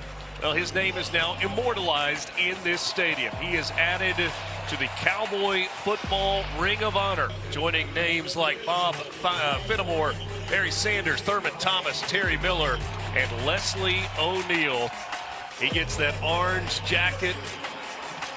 A really cool ceremony here at the half. Justin Blackmon, a 2-time Biletnikoff Award winner.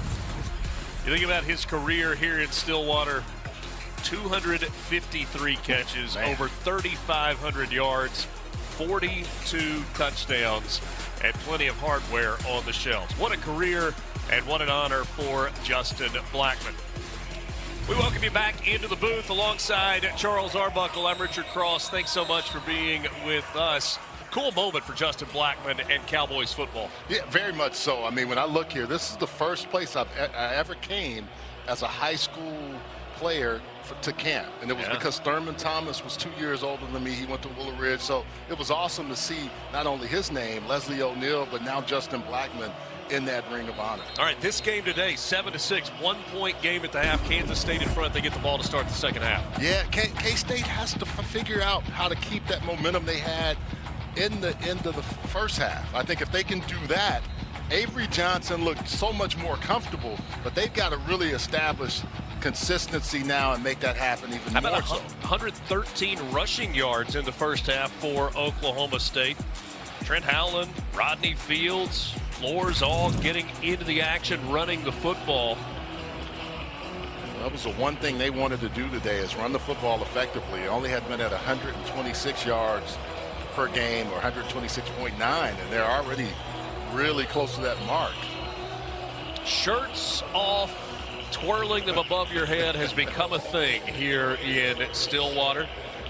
Well, you're reminded of the value of touchdowns versus field goals. Oklahoma State with a couple of scoring drives, a pair of 47-yard field goals from Logan Ward, but that one touchdown for for Kansas State has given them the lead, and now they get the ball to start this second half. Any adjustments you expect from K-State offensively? Yeah, I think they'll go back to what they were doing well as far as running the football, and then also making sure that they can get Avery Johnson unleashed. He hadn't run the football as much as they want him to, and I think this Oklahoma State team has done a nice job of spying him and pushing him to where he doesn't want to go. 4 carries for 2 yards for Avery Johnson. As we told you just a couple of weeks ago, became the 3rd Kansas State quarterback all time with 5,000 yards passing and 1,000 yards rushing. And he did it faster than anybody else.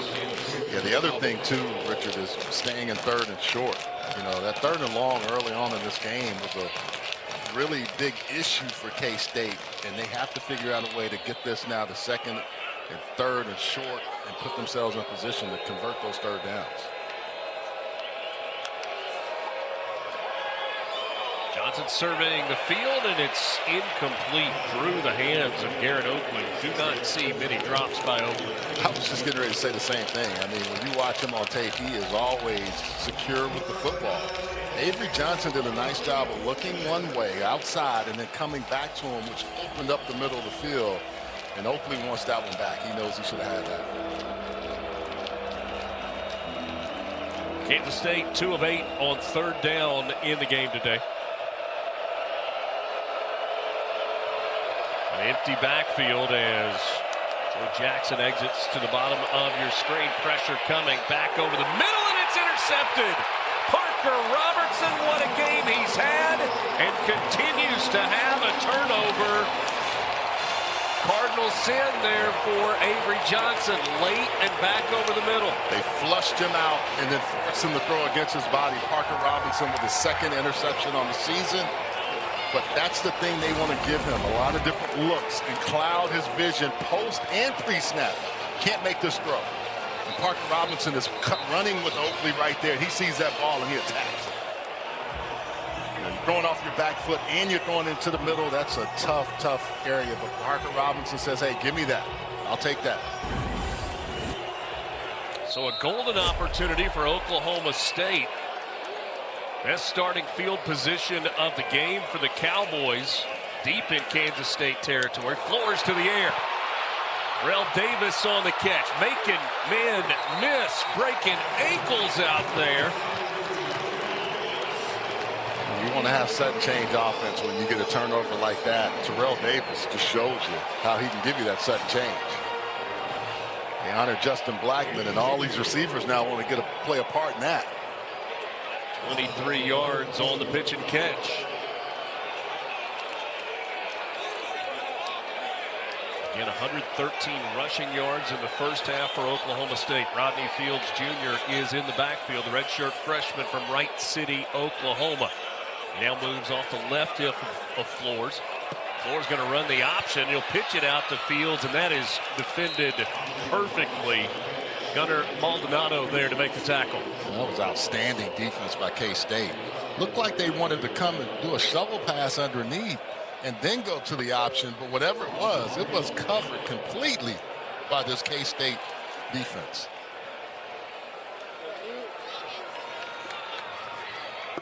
It's like a new quarterback into the game for Oklahoma State. Flores goes to the sidelines. That's Noah Walters, the redshirt junior from Lincoln, Nebraska. UCF transfer. Walters going to keep it, and he bursts up the middle, kind of pinballed around, and he fights his way down to the 8-yard line. Fake of the jet sweep really gives him an opening, and when he sees it, Noah Walters just takes it. Watch the jet sweep, pulls everybody over. There's no one in the middle of the field. Zane Flores is coming back in. The initial hit by Gunnar Maldonado, but Walters with a nice run. This Oklahoma State offense, after their defense gifted them with the short field and scoring position. Trying to get to the end zone for the first time today, but they're going to talk about it first. A timeout taken by Oklahoma State. Timeout. A 3rd and 6 coming up from the 9-yard line. Cowboys looking for their first touchdown of the game.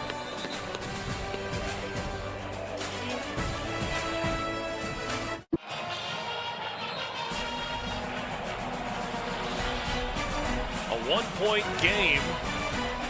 Turnover on the opening drive by Kansas State here in the second half. An interception from Parker Robertson, and now a 3rd down and 6 for the Cowboys from inside the 10-yard line, looking for their first touchdown of the game. Zane Flores looking to throw, has it knocked out of his hand from behind. Is it an incomplete pass or a fumble? There's no signal for incomplete pass. It was Cody Stufflebeam who knocked it out of Flores' hand, and it is ruled indeed a fumble and a recovery by the Wildcats. Wow, we saw this from Ryan Davis in the first half, and then Cody Stufflebeam. Nice shot. Watch 47 on the edge, just getting around there and just knocking the ball out. Now you have one of the tight ends out today, but Grayson Brusso is blocking him, and that's a mismatch for Cody Stufflebeam. Nice job of knocking the ball away and getting Kansas State the ball right back. They have an Oklahoma State Cowboy in the vicinity, but he can't come up with the football. This defense is, when they've needed it, they've kind of shown up. Flores, his arm was not coming forward. Officials waiting to see if this is going to be reviewed further. The ruling in the field of a fumble recovered by the defense is under further review. If it stands, that is the third forced turnover in the game by a Kansas State team that has made a living doing that over the last 7 games. They got a gift at the end of the half, but those two by Ryan Davis and potentially by Stuffelbein.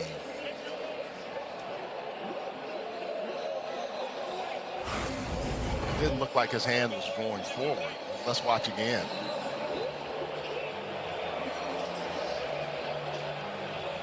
As Zane Flores is working his way back, Stuffelbein gets right to him. It was actually Russo who had a chance at getting the recovery. See, as the arm, right, contact happens. I mean, Right that at is the moment. so close, so close. He's ruled a fumble on the field. You have a flashback to the snow. Is that was Raiders and Raiders and Patriots, wasn't it? Yeah. It looked like to me he didn't get that thing going forward. I would say it's going to be a fumble. I mean, yeah, truly a fumble, not a forward pass, an incomplete pass. Looking for indisputable After further video review, evidence. the ruling in the field is upheld. First down, Kansas State. So they stick with the call on the field. It is upheld. And Kansas State, after giving it away, takes it right back. Third forced turnover of the game for this Wildcats team. A lot of turnovers have been the issue also for OSU the last 5 games.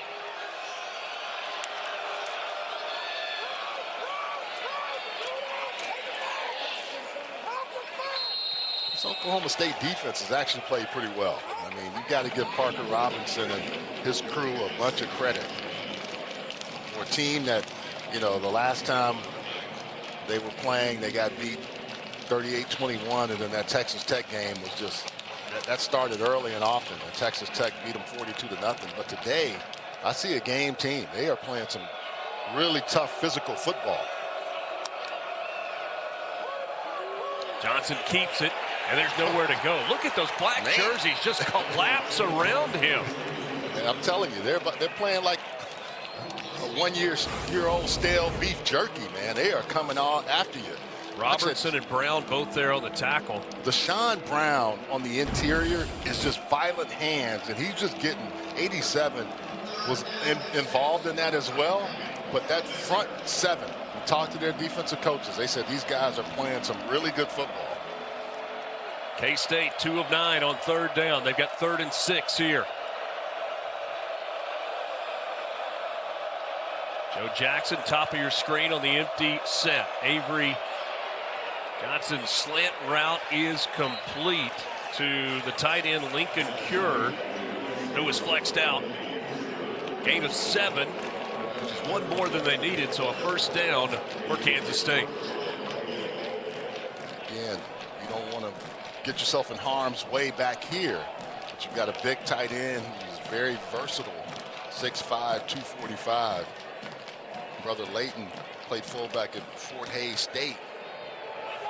Sister volleyball player. He's got a family of players in the ball.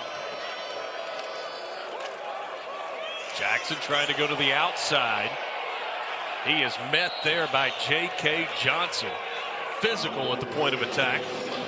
And that was the funny thing in talking to both of these staffs about the other crew.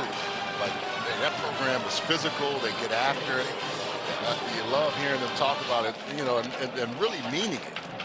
K-State understanding how difficult it has been to win here.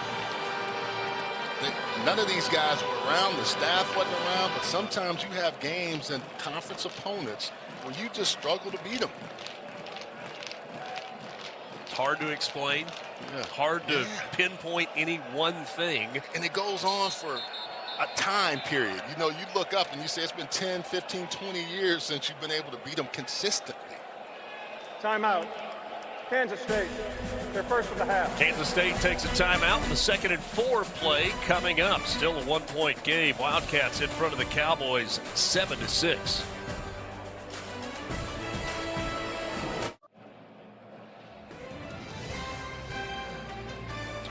Coming up next on ABC and the all-new ESPN app, it's 4th-ranked Alabama hosting number 11 Oklahoma.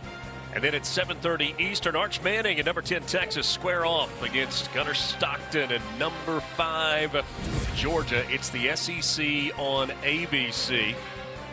Your Home Depot College Football Awards Show Spotlight. How about Gunnar Stockton, the quarterback for the Georgia Bulldogs?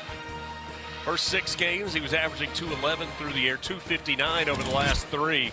Touchdown numbers have gone up. He's protected the football, and he is a weapon with his feet. Yes, he is. Couple of big ones there in the SEC this afternoon and tonight. Quick pass complete to Jerron Tibbs. Kenneth Harris on the tackle. Maybe the story of the day, though, happening in the SEC, where South Carolina, with 10 minutes to go in the 3rd quarter, leads Texas A&M, undefeated, ranked 3rd in the country, 30-10. They're taking them to the woodshed right now.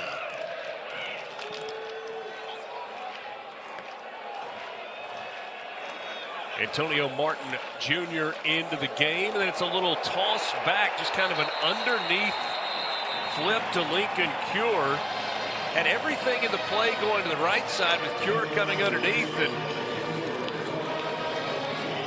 no confusion there for Sidivini Havili Kafusi. Watch 88.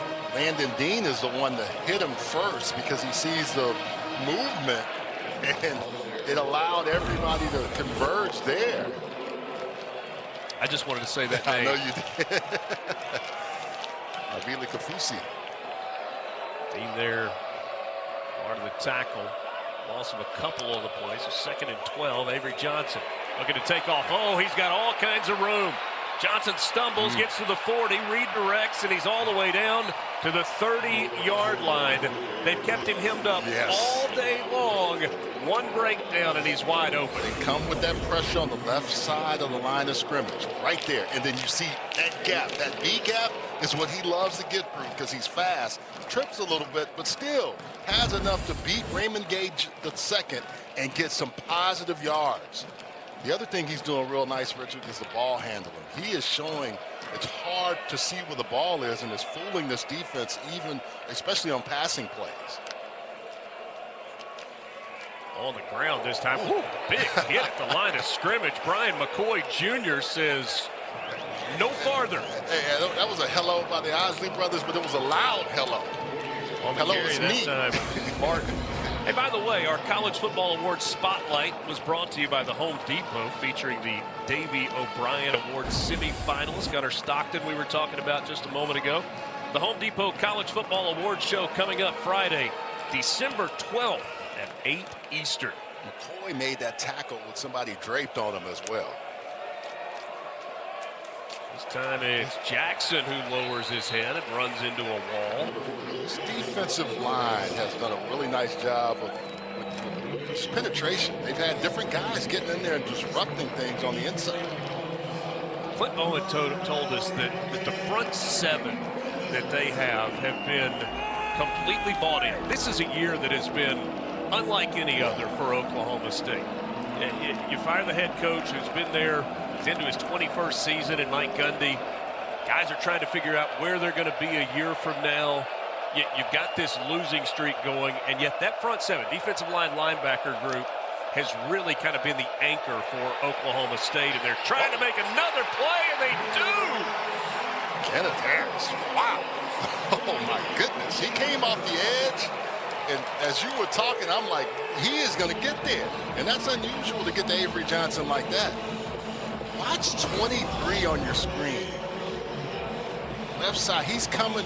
I mean, he is just barreling after him. And Avery Johnson felt it, but didn't feel it fast enough. Yeah, they're quick to fire the cannon here at Boone Pickens Stadium. Looked like Kenneth Harris was shot out of a cannon there. 4th and 15, out of field goal range, but kind of in that in-between spot. What do you do? Super senior. You take a transfer penalty from Arkansas State. Yeah. I take the delay of game just because you're in that spot where You're in no man's land, really. Delay of game, offense, 5-yard penalty. Still 4th down. You got to give Ryan Osborne, the D-line coach, and Cap Dede, the linebacker coach. If we're going to talk about the front 7, you got your guys bought in. And those are the kind of things you see. Kenneth Harris, Parker Robinson, also Raymond Gay. We called a few guys on the back end that have played really, really well. You see that offensive line for Kansas State had only allowed 8 sacks all season. Kansas State's come up with a couple today. That last one by Avery Johnson, if he just gets rid of the football, it takes the sack away. He held on too long. End over end kick. Fair catch made right at the 10-yard line. Got a ball game in Stillwater. A 1-point lead for Kansas State. They need 2 wins for bowl eligibility.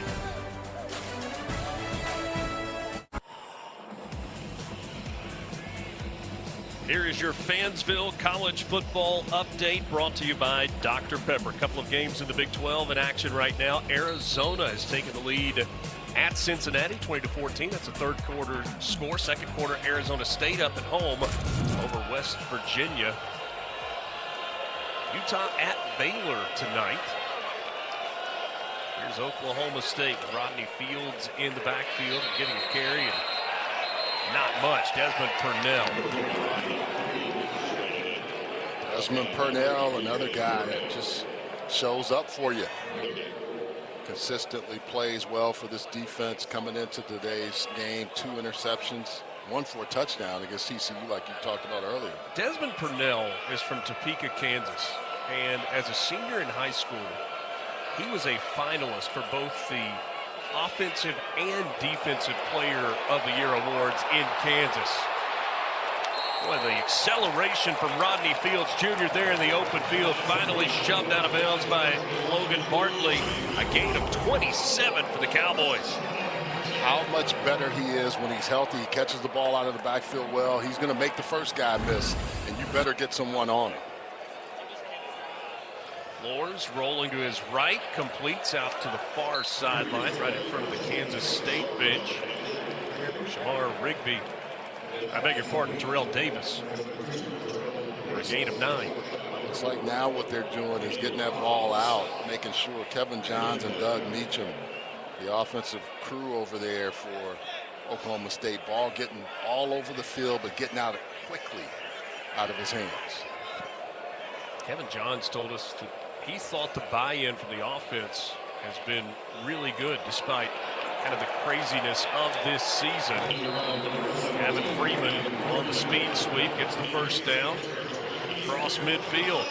I mean, in this day and age in college football, Richard, it's just interesting to talk every single week to different staffs.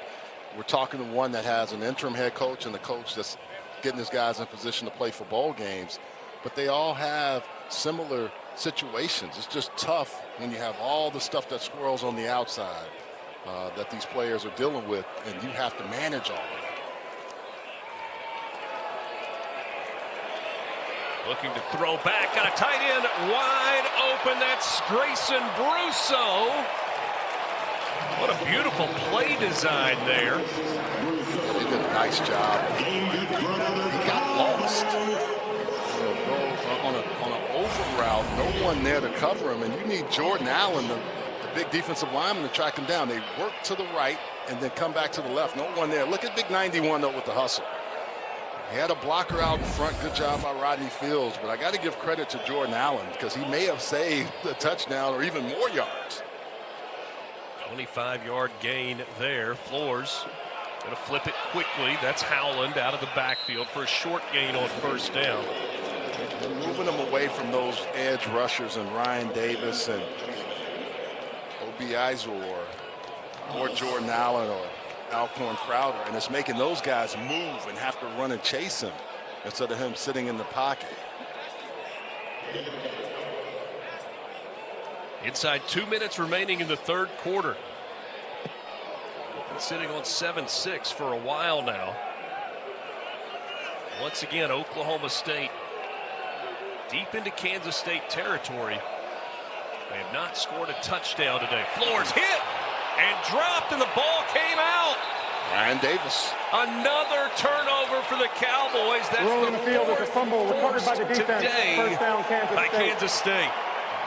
Ryan Davis off the edge again.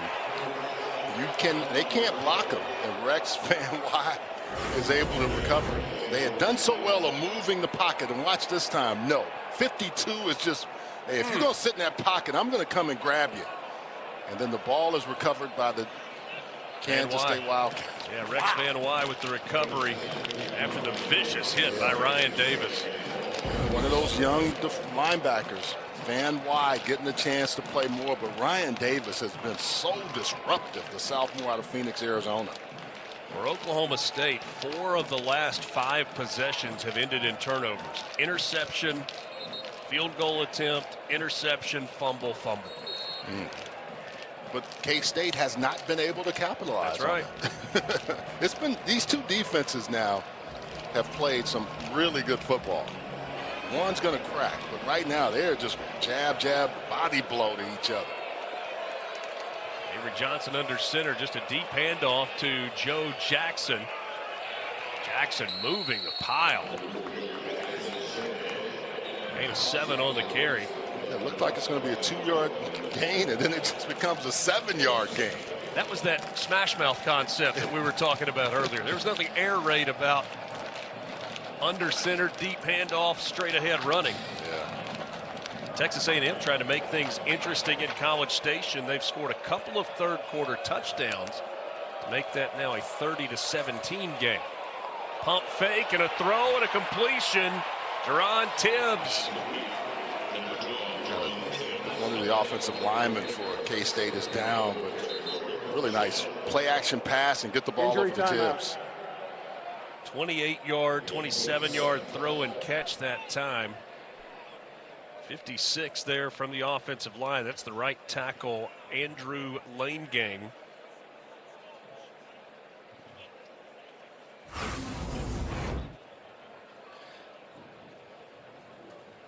Ball up in the air, and really nice job by Tibbs of going up and getting it.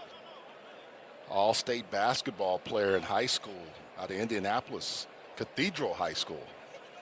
Transfer from Purdue, and like I said before the game, he was doing a really nice job on the jugs and just working out, catching the football. They appear to be looking at the left leg for Andrew Lanegang. How about this note on him? He is the first Kansas State player from the state of North Dakota since at least 1949. He's from Bismarck. He was the Gatorade North Dakota 3A Player of the Year. Wow. I'm assuming that was not as a right tackle. He probably played a little bit of, most of those tackles, they played some tight end or played other positions, and a very athletic guy. 6'6", 304. There you see Lanegang, who's actually lined up at left guard on that play. They've had an ankle roll, maybe. And they've had some movement in that interior offensive line where they've had to move some guys around. After the 27, 28-yard pass play to Tibbs, Kansas State. This one through the hands of the intended target, Will Swanson. Well, and there was also pressure for Avery Johnson. He didn't have a chance to really set up like he wanted to, and he had to get rid of that football quickly. Again, the disruption of this defensive line has played a role in putting them in second and third and long.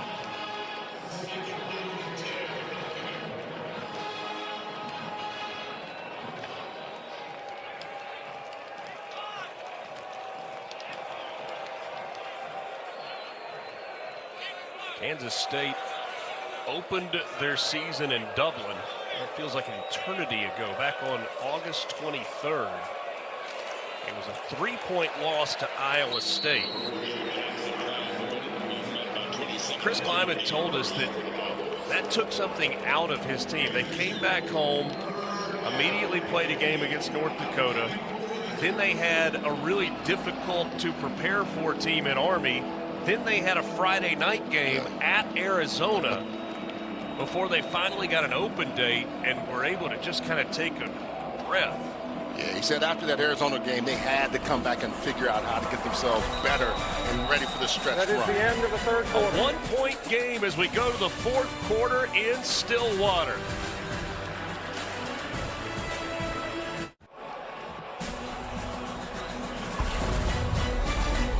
You're watching the Big 12 Conference on ESPN. They're swag surfing Section 231 or 2-no-shirty-1 as they now call it. They get rid of the shirts, wave them above their heads. That group has grown throughout the game, too. I know. Every time I look up, there's more and more guys over there. These young guys, older guys, they all say, take the shirts off. If McAfee and Aaron Donald can do it, we got it too. Was quite the trim job on his chest for the OSU.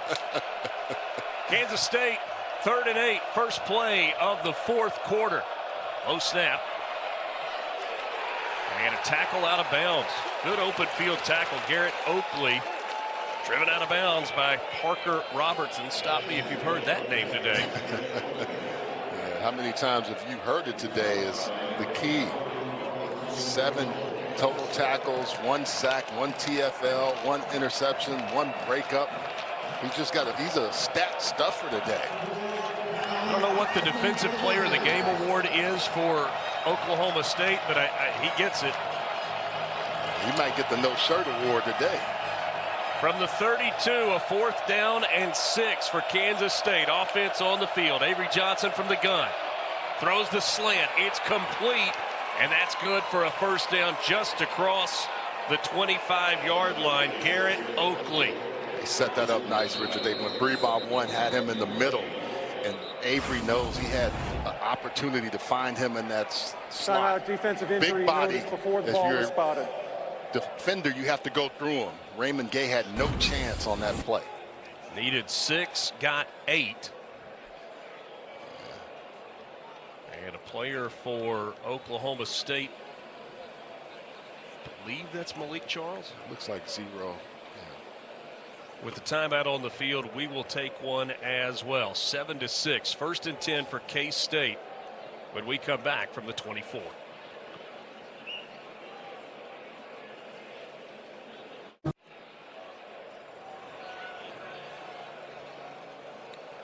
A tense couple of minutes inside Boone Pickens Stadium. Malik Charles, the linebacker for Oklahoma State, has been down on the turf for the entire time we've been away.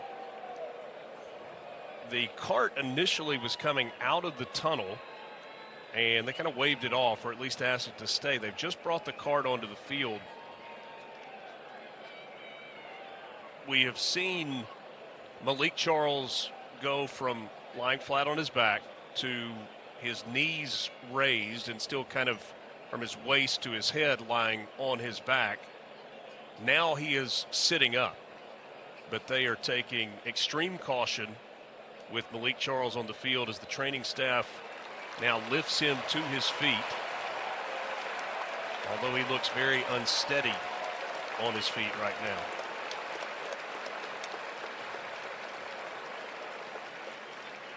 Scary moment inside Boone Pickens Stadium, but a lot of good signs in what you are seeing right now. Chris Kleiman, the head coach from Kansas State, kind of made his way out to the area where Malik Charles was being attended to. Doug Meacham was out with the medical team for a while. We're going to lie him down and we'll take him off.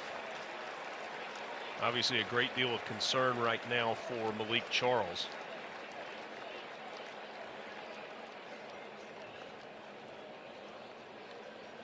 Again, I think the fact that you see him standing even as he was being helped up, a positive sign. You see squeezing the hand of presumably part of the training staff there as he's going off the field, and he'll get a nice ovation and have his teammates meet him as he comes off. He gives a thumbs up and waves to this crowd at Boone Pickens Stadium.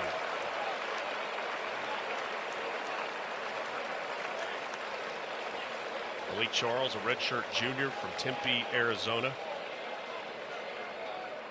So Western New Mexico, Northern Arizona, University of West Georgia before landing here at Oklahoma State. You can see what happened here. You've got Malik Charles coming off the left side.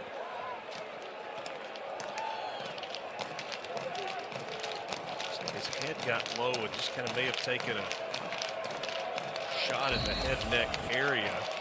Run from John Pastore as he's running through and they collide. Certainly hope for the best with Malik Charles as Kansas State offensively will now go to work from the 24. Leading at 7-6. Avery Johnson incomplete. Trying to go that time to Will Ancio, one of the tight ends in this group for Kansas State. Ancio was covered by our man Parker Robertson again. Another PBU. Just been Johnny on the spot, man. When you talk to this Oklahoma State staff, they said we just need these guys on the back end to really solidify us today because this team, Kansas State, can throw the football. Boy, as Robertson filled up the stat sheet today. This time it's on the ground to Joe Jackson. Jackson's upended just across the 20-yard line. Third down coming up. And again, Parker Robertson. Well, it doesn't matter who's going to come in as a coach. They need to see tape like this. Watch 8 by the umpire coming downhill, running through you and not to you. Well, whoever the next head coach is going to wish Parker Robertson had another year of eligibility. But he's also showing to the young guys, I don't care what the score is. I don't care how many games we've lost. We're going to bring it. Kansas State 3 of 12 on third down. They've got it 3rd and 5 here. On the ground, Jackson going to be close. He's going to be stopped short. And Richard, it's interesting when you get to that point in your college career when you can see light at the end of the tunnel. I can remember 2 years in a row we were really good. Won 10 games my sophomore, junior year. My senior year, we were 3-7-1. But I can remember late in the year how we had to just keep battling. And that's what you want to see out of these guys. Timeout for an injury. Another player down. That is Ike Asuana.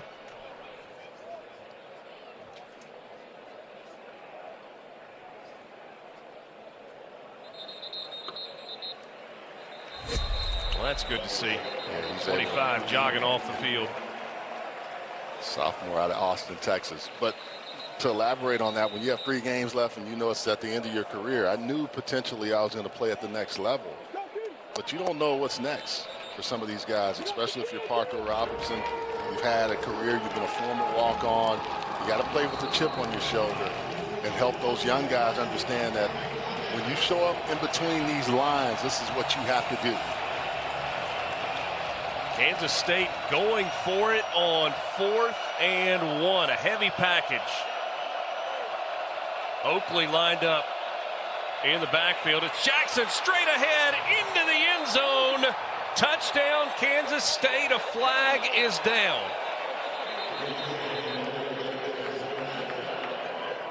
Flag came in at about the 5-yard line. Chris Kleiman looking for an explanation, clearly not agreeing with something. Will Swanson was lined up as almost an offset Illegal fullback. substitution, 12 players on the defense. The penalty is declined. The result of the play is a touchdown. So it is a touchdown for Joe Jackson. Just his 2nd rushing touchdown of the season. Finally some breathing room for Kansas State. Yeah, what you have a lot of times is once you get past that first wave of 11, but 1, 2, we're going to count the 12 guys that are out there. Sometimes you try to bring 12 to their 11, and even with that many guys, you still score.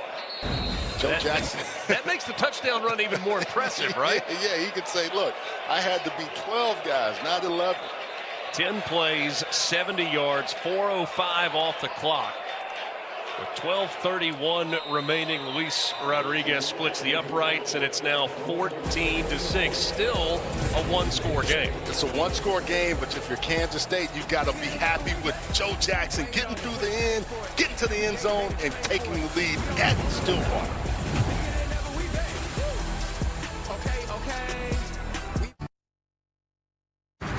The College Football Playoff begins December 19th and concludes with the National Championship January 19th on ESPN.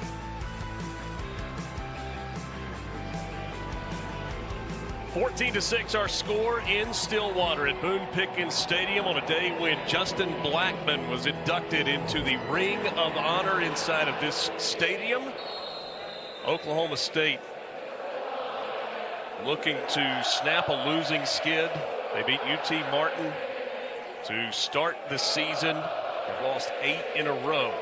Kansas State on the other side looking for bowl eligibility. They were 4-5 coming into this ball game.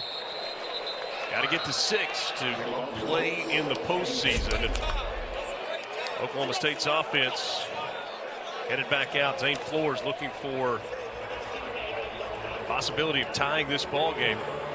Only one win in the last 26 years for Kansas State here in Stillwater. It's hard when you're losing this many games, and you can see different areas where they played better against Kansas. But you've got a game today where you've had opportunities. You got to protect Zane Flores, and you got to make sure that you are not turning the football over when you have opportunities like they've had today. Not sure what the confusion was, but a timeout taken by Oklahoma State before they run an offensive play. There will be 30 seconds. That's their second timeout of the half. The 15th annual State Farm Champions Classic coming up Tuesday night back at Madison Square Garden. You know, it's just the world's most famous arena. Number 17 Michigan State squares off against number 9 Kentucky in game 1. That's at 6:30 Eastern. Then between games, the exclusive reveal of the next college football playoff top 25 rankings. And at 9 Eastern, Aaron Peterson and number 25 Kansas taking on Cameron Boozer and number 4 Duke. All right, so a timeout wasted there by Oklahoma State. 1st and 10 from their own 25, 1 timeout remaining. They're down 8. Rodney Fields Jr. trying to get to the outside. Shoved out after gaining a couple. Part of when you're losing and teams that have struggles like this is you don't use a timeout after you've had a possession change. You know, those are the little things that you have to make sure you don't do. And that's what we're seeing with the team that has lost 7 straight games. Fields, he is met that time by Desmond Purnell. Actually make it 8 straight games and trying to get Doug Meacham his first win as an interim head coach here at Oklahoma State.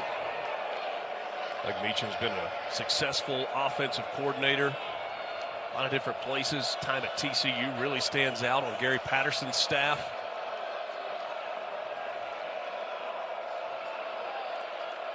Third down and 5.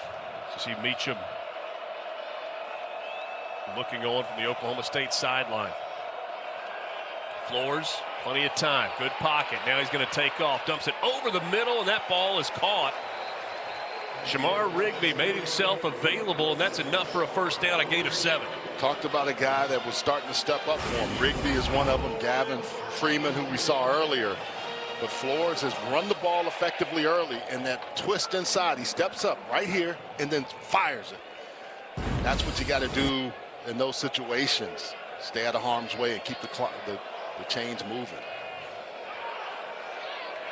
Trent Howland now in the backfield.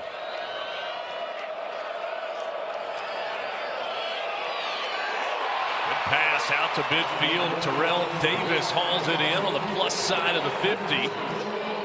Once again, Oklahoma State gets it into Kansas State territory. Gain of 16 there. Flores again with the bullet in between 2 defenders. Yes, Davis to go up high, the 5th-year senior out of Oklahoma City. Climbs the ladder and makes a nice catch. Fields now back in the backfield with Flores. Oklahoma State has not had trouble moving the ball. They've had trouble finishing drives. And a good hard run from Fields for a couple on first down. Travis Bates with the tackle. The problem today has been turnovers. 4 of them. Now, one of those, Hail Mary at the end of the half, doesn't really count, but 3 important turnovers in this game. Every time they start kind of really getting in the area in the red zone, that's the one area where Joe Klanderman comes with some kind of pressure. And they haven't been able to figure out, Oklahoma State that is, where it's coming from and who to block, even though it's been Ryan Davis a couple of times so far today. 9.5 to play. 2nd and 8 for the Cowboys. Flores wound up like he wanted to throw it deep, and now he's dropped. Brought down by Damian Ilalio. The nose tackle. His coaches just described him as solid. Yeah, they just talk about how well he plays and just a hard guy to block. Number 0, defense. 10-yard penalty. Automatic first down. So Amarian Fortenberry called for defensive holding, and so that wipes the sack off the board and gives Oklahoma State a first down at the 30, what are they going to mark? 35-yard line.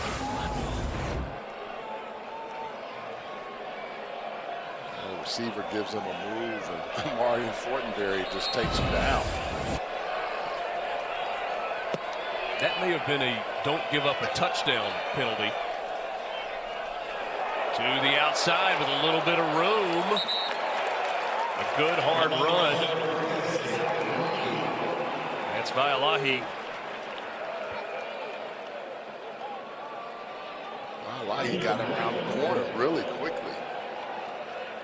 They said we were going to see all the running backs. He, Fields, and Holland have really done a nice job in this running game today for this Oklahoma State team. 129 yards rushing on the ground. Inside the 30. Can the Cowboys get it to the end zone? They set up a throw down the field by the running back, and that one is intercepted. It's Daniel Cobbs coming up with the INT, and once again a turnover by Oklahoma State. Trent Howland forced the throw, and an easy interception that time for Cobbs. There was nowhere for him to throw that football. And K-State has really figured out there are going to be some gimmicks and some tricks, and that was not a very good call. I wouldn't call it the right time. The field is an interception by the defense. First down, Kansas State. A lot of times when you have these trick plays and you have the running back knowing that, hey, I may not be able to throw this with the receiver, and so I just throw it out of bounds to save our offense an opportunity. In the neighborhood of Gavin Freeman, his momentum was kind of carrying away from him. Couldn't come back to try and knock it down or break up the interception opportunity. Ball just kind of floated. A turnover, and Kansas State looking for a win on the road, which is a rarity in Stillwater. Cobbs with the interception. Kansas State ball when we come back.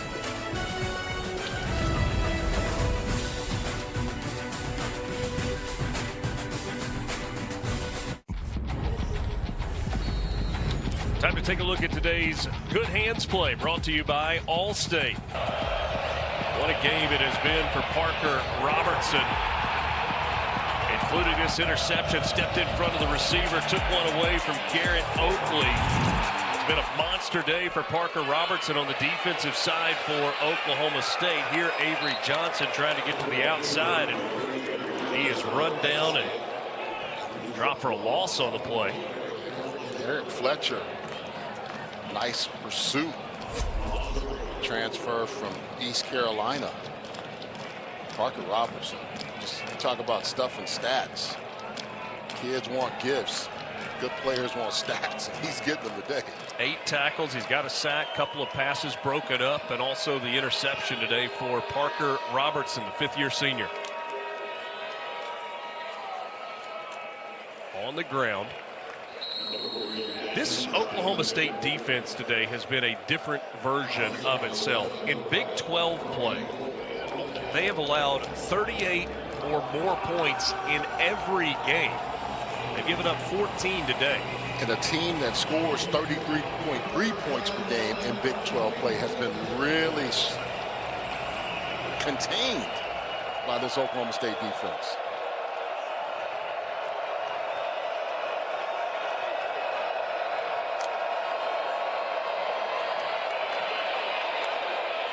Johnson complete. He gets it to Adonis Moise for a Kansas State first down. 18 yards on the reception. He's going to throw a strike here, steps up and gets rid of it. And that time, the reason he's able to do that, clean before the snap and after the snap. Clinton Bowen has done a nice job of making it murky and not giving him clear passing windows. Avery looks inside, then comes back, steps up just a little bit and fires that ball into his receiver. Clock becoming the enemy of the Cowboys at this point. Kansas State wants to milk as much of it as they can. Put it on the ground with Joe Jackson. Now close to the 45-yard line. Kenneth Harris on the tackle. That's where you think you'll see a lot more of that. Joe Jackson, 4, 5, 6 yards to keep this clock moving. You're not in 4-minute offense yet, but you're getting awful close. Texas A&M has come all the way back. They trailed by 27 at halftime. They were down 30-3.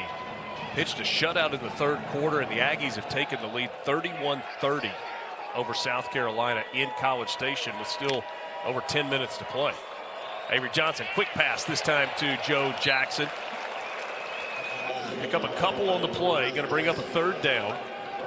Clock continues to run. Brandon Rawls with a really nice tackle. And I wonder what Mike Elko told that team at halftime. Whatever he said, they have responded in kind. Marcel Reed looks a lot better from what the score indicates, but they have just come storming back. Big one's coming up later today. Oklahoma, Alabama on ABC at 3:30 Eastern. Texas, Georgia, and the nightcap and on ESPNU. After us this afternoon, Memphis and East Carolina from Greenville.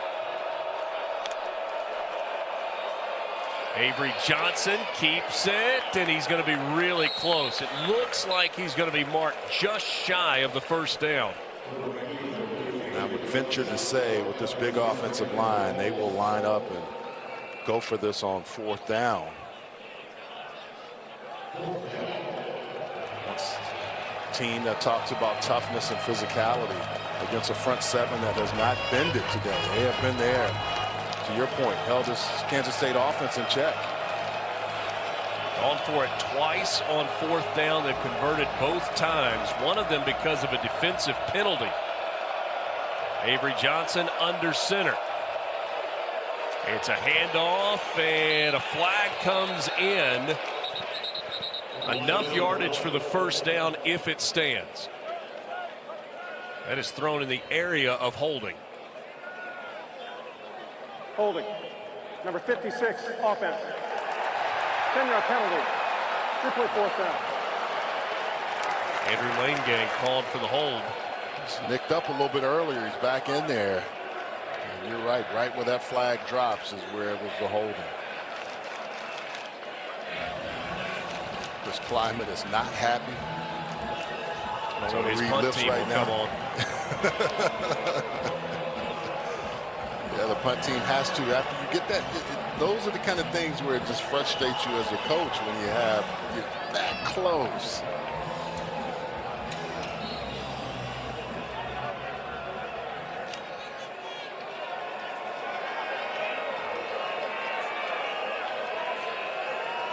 Simon McClannon booms this one back to the 13-yard line.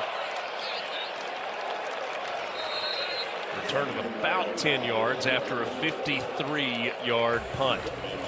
UFC 322 is tonight at Madison Square Garden, highlighted by 2 title fights. The men's welterweight and women's flyweight belts are on the line. Prelims begin at 8 Eastern, main card at 10 Eastern on pay-per-view. But it's also available at ESPNplus.com/PPV. Does Oklahoma State have a scoring drive in them? They trail by 8 with 4:04 to play. 5 turnovers today by the Cowboys offense. One of them on a Hail Mary right before the half. Flores goes to the air, and he completes it to Gavin Freeman. Nice first play of the drive. And it's been one of those situations from the 20 to the 20. This Kansas State defense has given up a lot of yards, and then all of a sudden they tighten up. right when they need to, whether it's a big sack, whether it's a big strip force fumble, whether it's an interception. So let's see if this Oklahoma State team can get it all the way into the end zone. 204 yards through the air today for Oklahoma State. This time Gavin Freeman wrestled down for a loss. That's Asa Newsome with the tackle.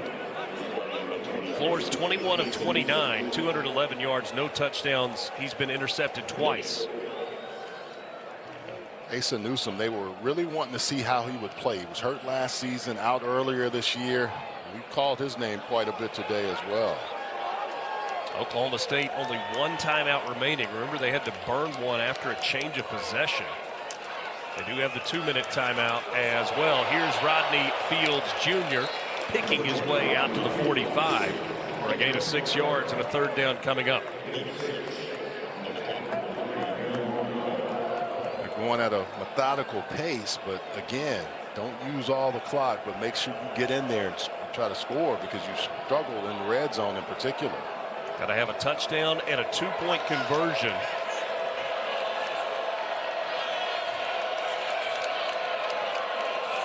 Flores will snap this under 2:30, but a flag comes in.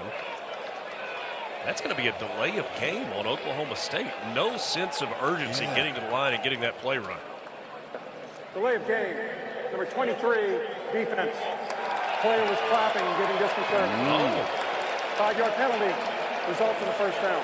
Well, there was still no sense of urgency from Oklahoma State, but a penalty on Kansas State, the disconcerting signals penalty. Asa Newsome, his father Marcus played football at Nebraska. First down at midfield for Oklahoma State. 2:25 to go, clock running, down 8.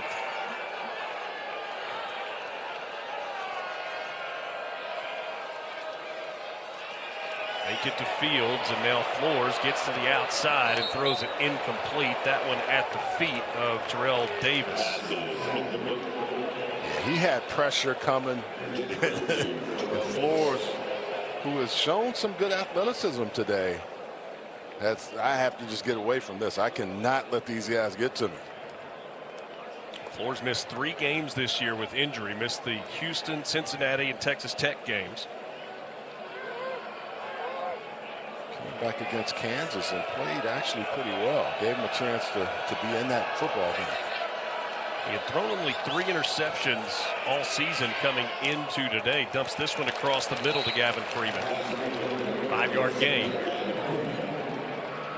And that will take us to the 2-minute timeout. 14-6, Kansas State leading it over Oklahoma State. Cowboys need a touchdown plus 2. The Allstate Saturday Kickoff is brought to you by Allstate. You're in good hands.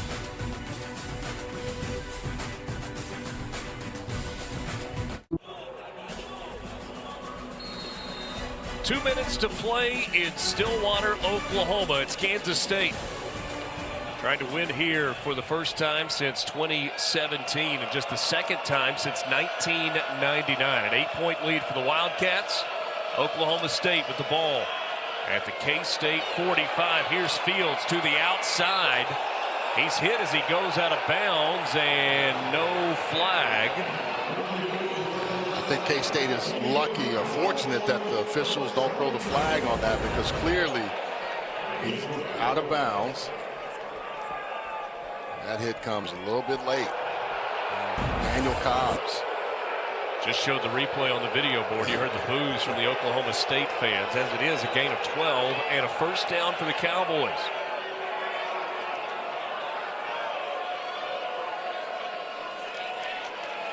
Flores with pressure, dumps it off to Fields on a screen. Fields has it to the 20. That's another Cowboys first down. They are in the red zone with 1:46 to play, a gain of 14. They come with pressure. Flores is able to just manage it, get the ball to Fields, and Fields with a nice run after catch.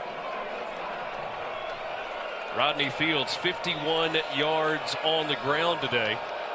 He's also got 46 yards receiving. Now it's Vailahi into the game. Vailahi hurdles a man at the 10-yard line. A flag comes in behind the play. It was Gunnar Maldonado that he jumped over. That's going to be holding. Number 75, offense. 10-yard penalty, first down. That's Jacoby Sanders called for the hold, and that wipes a big play off the board. And now Oklahoma State going the wrong direction with 1:23 to play. Fourth start of his career. Big 75. You can see him right there. You got to let go, or you have to have those hands on the inside when you're bringing those guys down. Now back at the 29-yard line. It's 1st and 20 for Oklahoma State. Flores dumps it off, and a short gain. Donovan McIntosh on the tackle. It was Vailahi with the catch out of the backfield. 1 minute to play.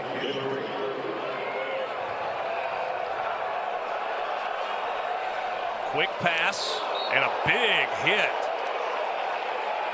The throw was behind Vailahi. DJ Payne laying the lumber. DJ Payne came over and brought it. Number 7, watch him. Vailahi just can't quite pull the ball away or pull it in. He takes a shot. Gavin Freeman and Sam Jackson, the 5th, line up at the top of your screen. 3rd down and 17 with 50 seconds to play. Cowboys have to have a touchdown and a 2-point conversion. Flores flushed, looking downfield. He'll just float it out of bounds, and that's going to bring up 4th down. And Charles, you talked about it a moment ago. Once Oklahoma State gets inside the 20, Kansas State has turned up the pressure. They do, and then they flush him out of the pocket, and Jordan Allen is there, Ryan Davis chasing him. I also didn't like the sense of urgency when they got the ball back. It seemed like they were going too methodical. And sometimes you got to get in your tempo or whatever it is to get you going so you can change the momentum against this defense. 4th down, Kansas State looking for one more stop. Flores stands in, throws, and it's incomplete. Would have been an interception, but on 4th down it doesn't matter. And Nigel Thomas there to knock it down, and Kansas State is going to escape Stillwater with a win in the Big 12. Their 4th conference win. Going to move to 5-5 overall with games remaining against Utah and Colorado. Obi Izor is going to be in the face of Flores, so he doesn't have a chance. And the ball should have been picked off, wasn't. But watch 8. 8 was so disruptive there. He gets by the offensive lineman and the running back to get in the way of Zane Flores. Chidi Obi Izor with the pressure, and now all Kansas State has to do is snap it one time and take a knee. They're able to do that. Well, Oklahoma State may use its final timeout.